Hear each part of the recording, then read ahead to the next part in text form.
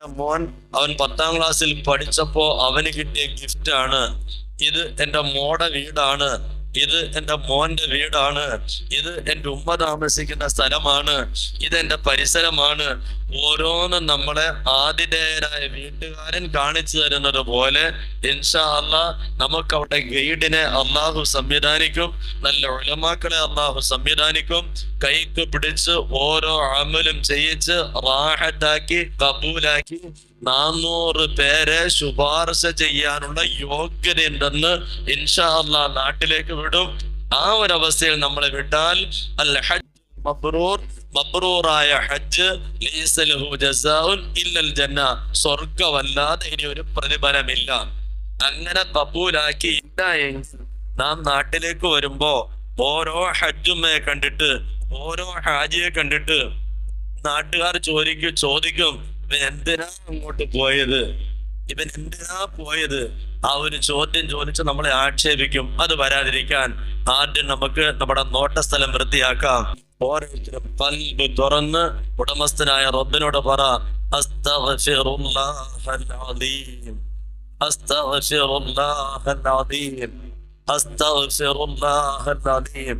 അല്ലാഹുവേ, ചെയ്തു പോയ സകല അപരാധങ്ങളും മാപ്പാക്ക് റബ്ബേ. നീ തന്ന ആ കഴിവ് കൊണ്ട്, നീ തന്ന സമ്പത്ത് കൊണ്ട്, നീ തന്ന ശരീരം കൊണ്ട്, നീ തന്ന ബോധം കൊണ്ട്, നീ തന്ന ആഫിയത്ത് കൊണ്ട് കാണിച്ച നന്ദികേടുകൾ അല്ലാഹുവേ പരിധിയും കണക്കുമില്ല. പൊറുക്കണേ റബ്ബേ, പൊറുക്കണേ റബ്ബേ. നമ്മുടെ ഖൽബിൽ നിന്ന് ഉടമസ്ഥന്റെ മുന്നിലേക്ക് ആ ഒരു മെസ്സേജ് ആദ്യം കൊടുക്കുക. രണ്ടാമത്, ഇനി നമുക്കങ്ങോട്ട് ഒരുപാട് പറയേണ്ട ഒരു വാക്കാണ് തൽബിയത്ത്. ആ തൽബിയത്തിന്റെ ചെറിയൊരു ആശയമെങ്കിലും നമ്മൾ പഠിക്കുക. ലബ്ബൈക് അല്ലാഹുമ്മ ലബ്ബൈക്, ലബ്ബൈക് ലാ ശരീക ലക ലബ്ബൈക്. ആ ആശയം തന്നെ എന്താ അതിന്റെ?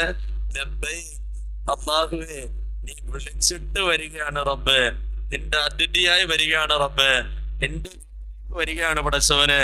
1.25 ലക്ഷം പ്രവാചകന്മാർ ചുറ്റിക്കറങ്ങിയ സ്ഥലത്തേക്ക് വരികയാണ് റബ്ബേ. അതുപോലെ ലക്ഷക്കണക്കിന് സഹാബാക്കൾ നിലവിളിച്ച, അവർ ഇബാദത്തെടുത്ത ആ സ്ഥലത്തേക്ക് വരികയാണ് റബ്ബേ. കോടിക്കണക്കിന് ഔലിയാക്കൾ ഇബാദത്തെടുത്ത സ്ഥലത്തേക്ക് വരികയാണ് റബ്ബേ. 300 റക്അത്ത് നമസ്കരിച്ച നമ്മുടെ മദ്ഹബിന്റെ ഇമാമുകൾ അവർ തവാഫ് ചെയ്ത സ്ഥലത്തേക്ക് വരികയാണ് റബ്ബേ. നേരെ ചൊവ്വേ ഒരു റക്അത്ത് പോലും നമസ്കരിച്ചിട്ടില്ല. വേണ്ട, ഒരിടയിലെ ഇരുത്തത്തിലുള്ള റബ്ബി ഗഫിർലി, എന്റെ റബ്ബേ എനിക്ക് നീ പുറത്തുക, വർഹംനി എന്നോട് നീ കൃപ കാണിക്ക റബ്ബേ, വജ്ബുർനി ഒരുപാട് പ്രശ്നങ്ങളുണ്ട് ഒന്ന് പരിഹരിക്കണേ റബ്ബേ, വജ്ബുർനി വർഫഇനി. പടച്ചവനെ 6ാം വയസ്സിൽ നിസ്കരിച്ച നിസ്കാരത്തിൽ നിന്ന് 60ാം വയസ്സിൽ എത്തുമ്പോഴേക്ക് നിന്റെ അർശിലേക്ക് പറക്കുന്ന ഒരു നമസ്കാരത്തിന്റെ ഉടമയാക്കി എന്നെ നീ ഉയർത്തണേ റബ്ബേ. വർഫഇനി വർസുഖ്നി, ഒരുപാട് ആവശ്യങ്ങളുണ്ട് നിറവേറ്റിത്താ റബ്ബേ. വആഫിനി, നാദ ആഫിയത്ത് തരണേ റബ്ബേ.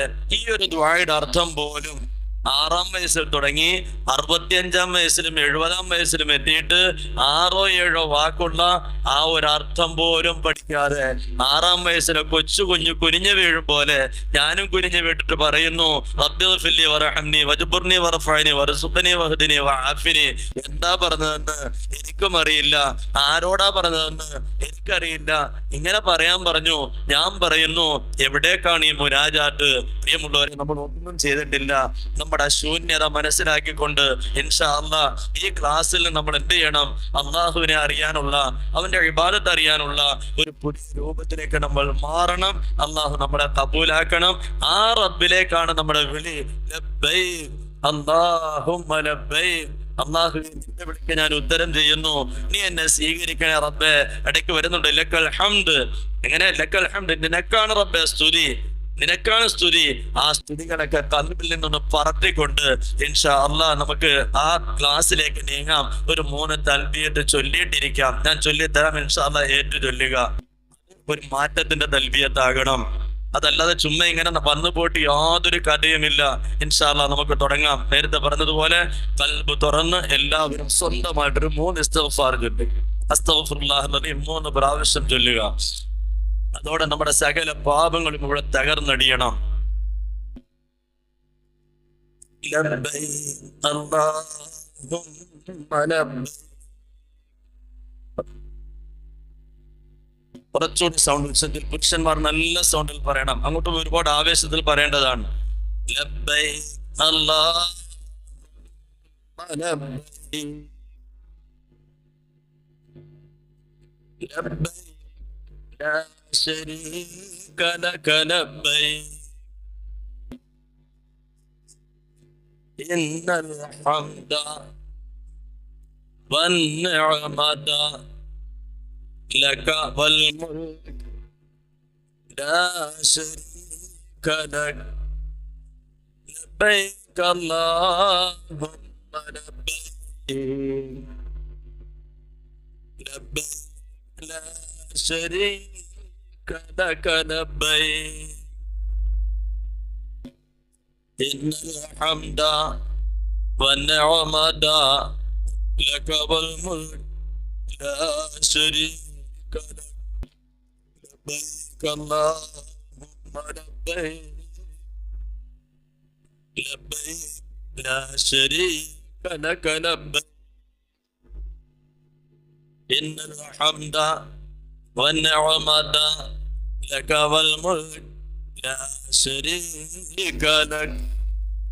اللهم صل على سيدنا محمد وعلى آل سيدنا محمد كما صليت على إبراهيم وعلى آل إبراهيم وبارك على سيدنا محمد وعلى آل سيدنا محمد كما صليت على كما باركت على إبراهيم وعلى آل إبراهيم في العالمين إنك حميد مجيد.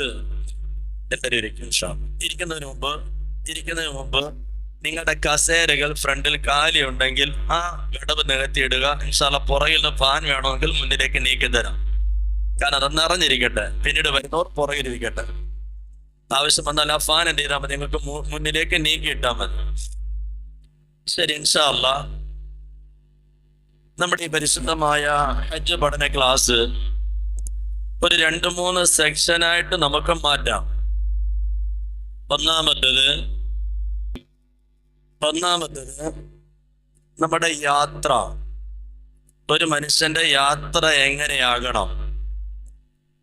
അപ്പൊ നമ്മൾ ഓരോരുത്തരും നമ്മുടെ വീട്ടിൽ നിന്ന് യാത്രയ്ക്ക് എന്തെല്ലാം തയ്യാറെടുപ്പ് നടത്തണം. അത് ഉംറ ഹജ്ജിന് മാത്രമല്ല, എല്ലാ യാത്രയ്ക്കും ബാധകമാണ്. രണ്ടാമത്തത് ഉംറ എന്ന് പറയുന്ന അമല് എന്താണ്. മൂന്നാമത്തത് ഹജ്ജ് എന്ന് പറയുന്ന അമൽ എന്താണ്.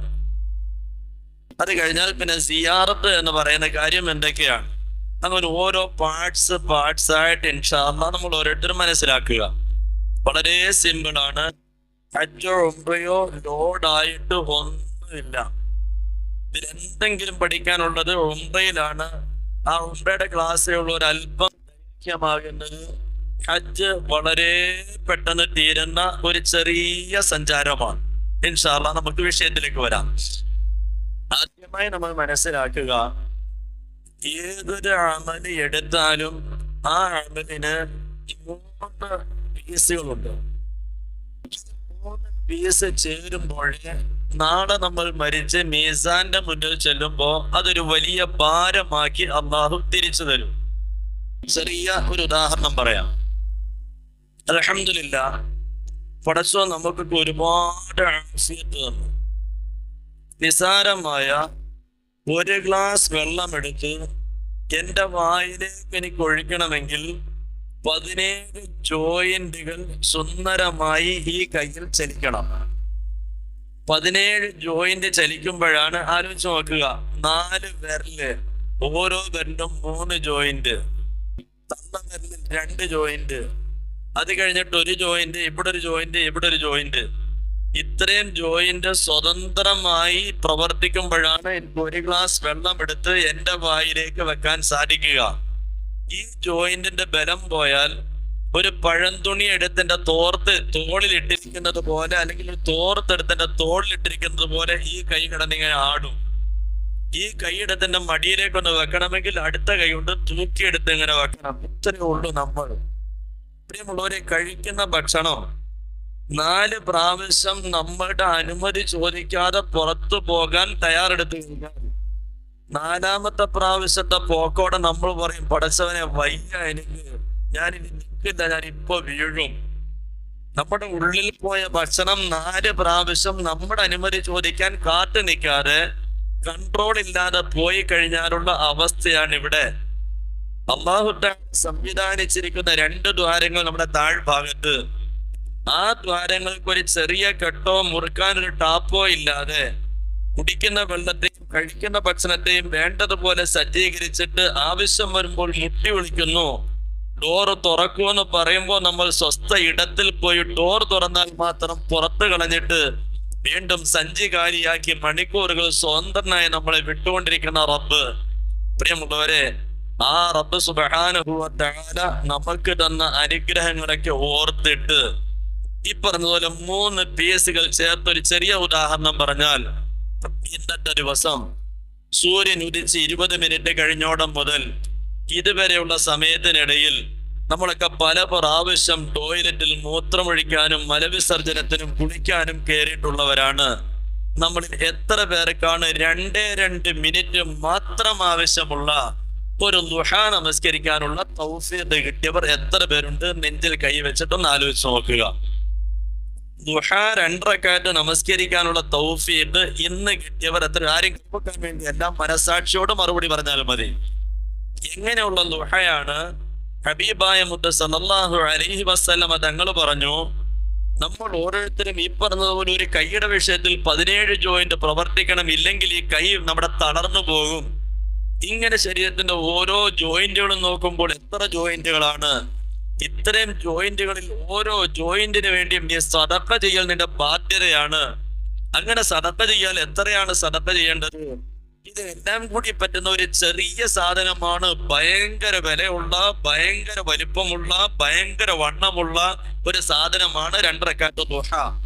അതിന്റെ സമയം സൂര്യൻ ഉദിച്ച് 20 മിനിറ്റ് കഴിഞ്ഞോടം മുതൽ ദുഹർ ബാങ്ക് വിളിക്കുന്നതിന് ഏതാണ്ട് ഒരു 10 മിനിറ്റ് മുമ്പ് വരെയും വിശാലമായ സമയത്തിന് പല പ്രാവശ്യം നീ ടോയ്ലറ്റിൽ കയറി, ബാത്റൂമിൽ കയറി നിന്റെ ആവശ്യങ്ങളൊക്കെ നിറവേറ്റുമ്പോ അതിനിടയിൽ പല പ്രാവശ്യം വെള്ളം കുടിക്കുകയും ഭക്ഷണം കഴിക്കുകയും ചെയ്യുമ്പോ ഉടമസ്ഥന്റെ മുന്നിൽ ഒന്ന് കുനിഞ്ഞു വീഴാൻ 2 മിനിറ്റ് നിനക്ക് ചെലവഴിക്കാൻ സമയം കിട്ടുന്നില്ലെങ്കിൽ നിന്നെ പോലത്തെ ഒരു നന്ദി കെട്ടവൻ വേറെ ആരുണ്ട് ഭൂലോകത്ത്? സഹോദരങ്ങളെ, സഹോദരിമാരെ, പരിശുദ്ധ ഹജ്ജിന് യാത്ര ചെയ്യാൻ വേണ്ടി ഒരുങ്ങി നിൽക്കുമ്പോൾ നാം പരിവർത്തന്റെ ഭാഗത്തേക്ക് പോവാ. അപ്പൊ 2 റക്അത്ത് ദുഹാ നമസ്കരിക്കണമെങ്കിൽ ഒന്നാമതൊരു തൗഫീഖ് വരണം. അള്ളാഹുവിന്റെ ഭാഗത്ത് നിന്ന് നമുക്കൊരു തോന്നൽ വരണം, ശരിയല്ലേ, വയറ് നിറച്ച് തിന്നാൻ ഭാഗ്യം തന്നു, വേണ്ടുവോളം കുടിക്കാൻ ഭാഗ്യം തന്നു, ഇടാൻ വസ്ത്രം തന്നു, സുഖിക്കാൻ ഇടങ്ങളെ നൽകി, ഉല്ലസിക്കാൻ കൊച്ചുമക്കളെ നൽകി, കിടക്കാൻ വീട് നൽകി, എല്ലാ സംവിധാനങ്ങളും നൽകി, യാത്ര ചെയ്യാൻ സ്വന്തം വണ്ടി അല്ലെങ്കിൽ കീശയിൽ പൈസ ഉണ്ട്, ഏത് വണ്ടിയും വാങ്ങി നമുക്ക് പോകാം.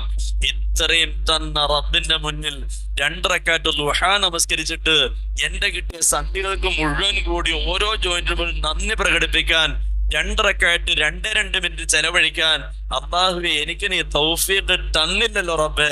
ഇതൊരു തുടക്കമാണ് നാഥ.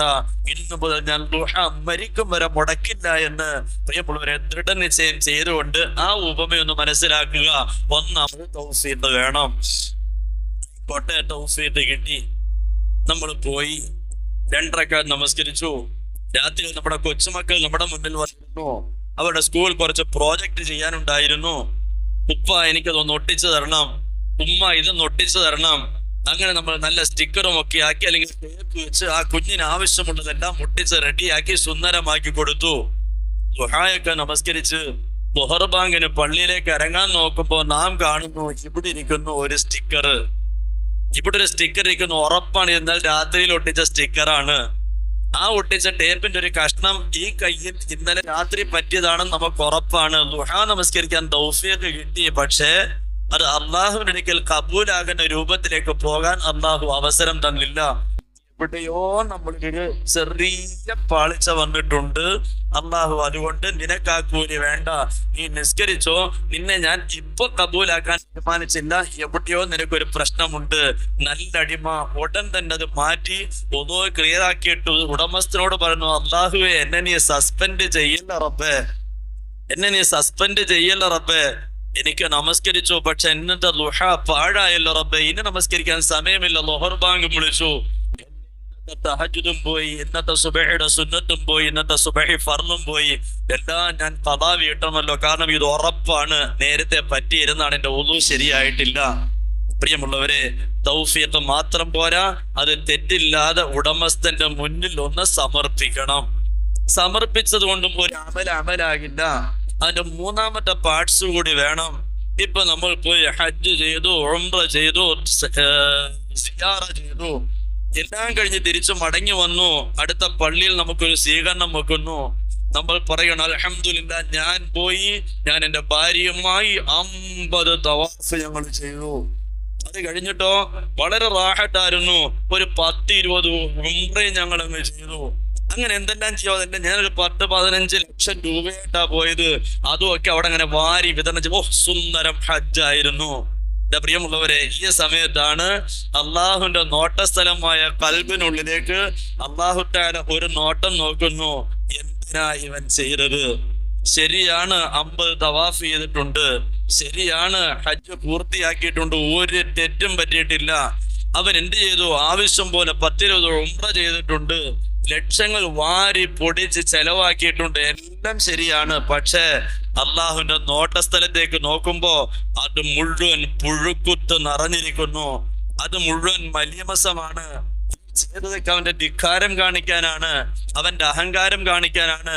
അള്ളാഹു ചുരുട്ടിയെടുത്ത് എറിയുന്നത് മാത്രമല്ല, ഈ ഹജ്ജിന്, ഈ ഉംറയ്ക്ക്, ഈ ചെലവഴിച്ചതിന് കഠിനമായ ശിക്ഷയ്ക്ക് അള്ളാഹു തആല അവനെ വിധേയമാക്കുകയും ചെയ്യുന്നു. എന്റെ പൊന്ന സഹോദരങ്ങളെ, മീസാന്റെ മുന്നിലേക്ക് ചെല്ലുമ്പോ ഒരു ചുക്ക് നമുക്കവിടെ കിട്ടുകയില്ല. അതുകൊണ്ട് ഏതൊരു അമലിനും മൂന്നാമത്തെ കാര്യം കബൂലിയത്താണ്. ഇബ്രാഹിം നബി അലൈഹിസ്സലാം ദുആ ചെയ്തതുപോലെ അമലുകൾ തീരുമ്പോ ഓരോന്നിനും പറ, റബ്ബനാ തഖബ്ബൽ മിന്നാ ഇന്നക അൻത സമീഉൽ അലീം. റബ്ബന, ഞങ്ങളുടെ നാഥ, തഖബ്ബൽ മിന്നാ, ഞങ്ങൾ ഇതിനെ ഒന്ന് സ്വീകരിക്കണേ പടച്ചവനെ. എങ്ങനെയോ ഞാനൊരു ഉംറ ചെയ്തിട്ടുണ്ട്, എങ്ങനെയോ 19 തവാഫ് ചെയ്തിട്ടുണ്ട്, നീ എൻ്റെ കയ്യിലേക്ക് വാരി തന്ന സമ്പത്ത് നിന്റെ പുണ്യഭൂമിയിൽ വന്ന് ഞാൻ ഇങ്ങനെ വാരി ആർക്കൊക്കെയോ കൊടുത്തിട്ടുണ്ട്. അല്ലാഹുവേ, ഇതൊന്നും എന്റേതല്ല, നീ തന്ന ശരീരം കൊണ്ട് ചെയ്തതാണ്, നീ തന്ന സമ്പത്താണ്, എന്റേതൊന്നും ഇല്ല റബ്ബേ, നീ തന്നൊരു മനസ്സുകൊണ്ട് ചെയ്തതാണ്. അല്ലാഹുവേ, നീ ഇതൊന്ന് സ്വീകരിക്കണേ. നാളത്തെ മീസാനിൽ ഇതെനിക്കൊന്ന് തിരിച്ചു തരണേ റബ്ബേ. നീ പറഞ്ഞ സ്വർഗം എനിക്ക് പകരം തരണേ റബ്ബേ. നല്ല വിനയത്തിന്റെ ദുആ. ചോദിക്കുകയാണ്, ഹാജി എത്ര തവാഫ് ചെയ്തു? എത്രയോ ആകട്ടെ, ചെയ്തതൊന്ന് കബൂലാകാൻ നീ ദുആ ചെയ്യണേ. ഞാൻ ചെയ്തതിന്റെ എണ്ണം പറഞ്ഞിട്ട് നിനക്ക് എന്ത് നേടാനാ? എന്റെ പൊന്നു സഹോദരങ്ങളെ, സഹോദരിമാരെ, തിരിച്ച് നാട്ടിൽ വന്നിട്ട് എണ്ണം പറഞ്ഞ് നമ്മൾ പൊങ്ങച്ചം കാണിക്കല്ലേ. മറിച്ച് അവരോട് പറഞ്ഞാൻ എത്രയോ ആകട്ടെ, ഒന്ന് ചെയ്താൽ മതി, പക്ഷെ ഒന്ന് കബൂലാകണം. നീ ആ കബൂലിയത്തിന് ദുആ ചെയ്യണേ. എണ്ണം പറഞ്ഞ് പൊങ്ങല്ലേ, എണ്ണം പറഞ്ഞ് പൊങ്ങല്ലേ. എങ്ങനെ ഉണ്ടായിരുന്നു ഹജ്ജ്? അല്ലാഹുവേ, ഞാൻ ചെയ്തിട്ടുണ്ട്, എങ്ങനെ ചെയ്താലും വേണ്ടിയില്ല, അള്ളാഹു എന്നെ ഒന്ന് സ്വീകരിക്കണം, അവൻ പറഞ്ഞ സ്വർഗം എനിക്ക് പ്രതിഫലമായി കിട്ടണം, ആ രൂപത്തിലാകാൻ നീ ദുആ ചെയ്യണേ. എന്റെ പ്രിയ സഹോദരങ്ങളെ, സഹോദരിമാരെ, ഇൻഷാ അല്ലാഹ് അങ്ങനത്തെ ഒരു ഹാജിയായിട്ട് നമുക്ക് എന്ത് ചെയ്യാം? തിരിച്ച് നാട്ടിൽ വരാം. എന്നാൽ ഈ പറഞ്ഞ ഈ സാധനം ഒന്ന് വൃത്തിയായാലേ ഈ രൂപത്തിലേക്ക് നമുക്ക് വരാനൊക്കൂ. അള്ളാഹു ആ രൂപത്തിലേക്ക് നമ്മളെ എല്ലാവരെയും ആക്കി തീർക്കുമാറാകട്ടെ. ഇൻഷാ അല്ലാഹ് വിഷയത്തിലേക്ക് വരാം. അടിത്തറ മനസ്സിലായല്ലോ, മനസ്സിലായില്ലേ? അങ്ങനത്തെ ഒരു ഹാജി ആകണ്ടേ നമുക്ക്? അതല്ലാതെ ഇങ്ങനെ പോയി കുറെ മലമറിച്ചിട്ട് എന്താക്കാട്ടാ? പകലത്തോളം പണിയെടുത്തു, അവസാനം ഉടമസ്ഥൻ ചീട്ട് വലിച്ച് കീറുന്നത് പോലെ കീറി എറിയുന്ന ഒരു അവസ്ഥയാൽ എന്ത് കിട്ടാനാ? അതുകൊണ്ട് ഇൻഷാ അല്ലാഹ് നമുക്ക് ഒരുപാട് നേടണം, ഒരുപാട് നേടണം. വീണ്ടും അല്ലാഹു വിളിക്കണം, നീ വാനം പറഞ്ഞ് പടപടാ വിളിക്കണം. അങ്ങനെ വിളിച്ചവന്റെ കഅബത്ത് ശരീഫിൽ ചെന്നിട്ട് ഈ നെഞ്ചങ്ങോട്ട് ചേർക്കണം, ഈ കവളങ്ങോട്ട് ചേർക്കണം. നമുക്ക് ആവോളം യാ റബ്ബനാ ലക്കൽ ഹംദ് പറയണം. പറഞ്ഞിട്ട് അതേ ചൈതന്യത്തിൽ ഇൻഷാ അല്ലാഹ് റബ്ബിലേക്ക് യാത്രയാകണം. അള്ളാഹു തൗഫീഖ് നൽകി അനുഗ്രഹിക്കുമാറാകട്ടെ. അപ്പൊ അതിന്റെ ഒന്നാമത്തെ ഘട്ടം, ഇപ്പോഴത്തെ നമ്മുടെ അവസ്ഥ ആദ്യം നമുക്ക് വേണ്ടത് മുഷാവറയാണ്. ഇപ്പൊ തന്നെ നമ്മളൊക്കെ ഓരോ ചെറിയ ചെറിയ ടീമുകളായി കഴിഞ്ഞു. മുഷാവറ, എല്ലാത്തിലും കൂടിയാലോചന വേണം. പല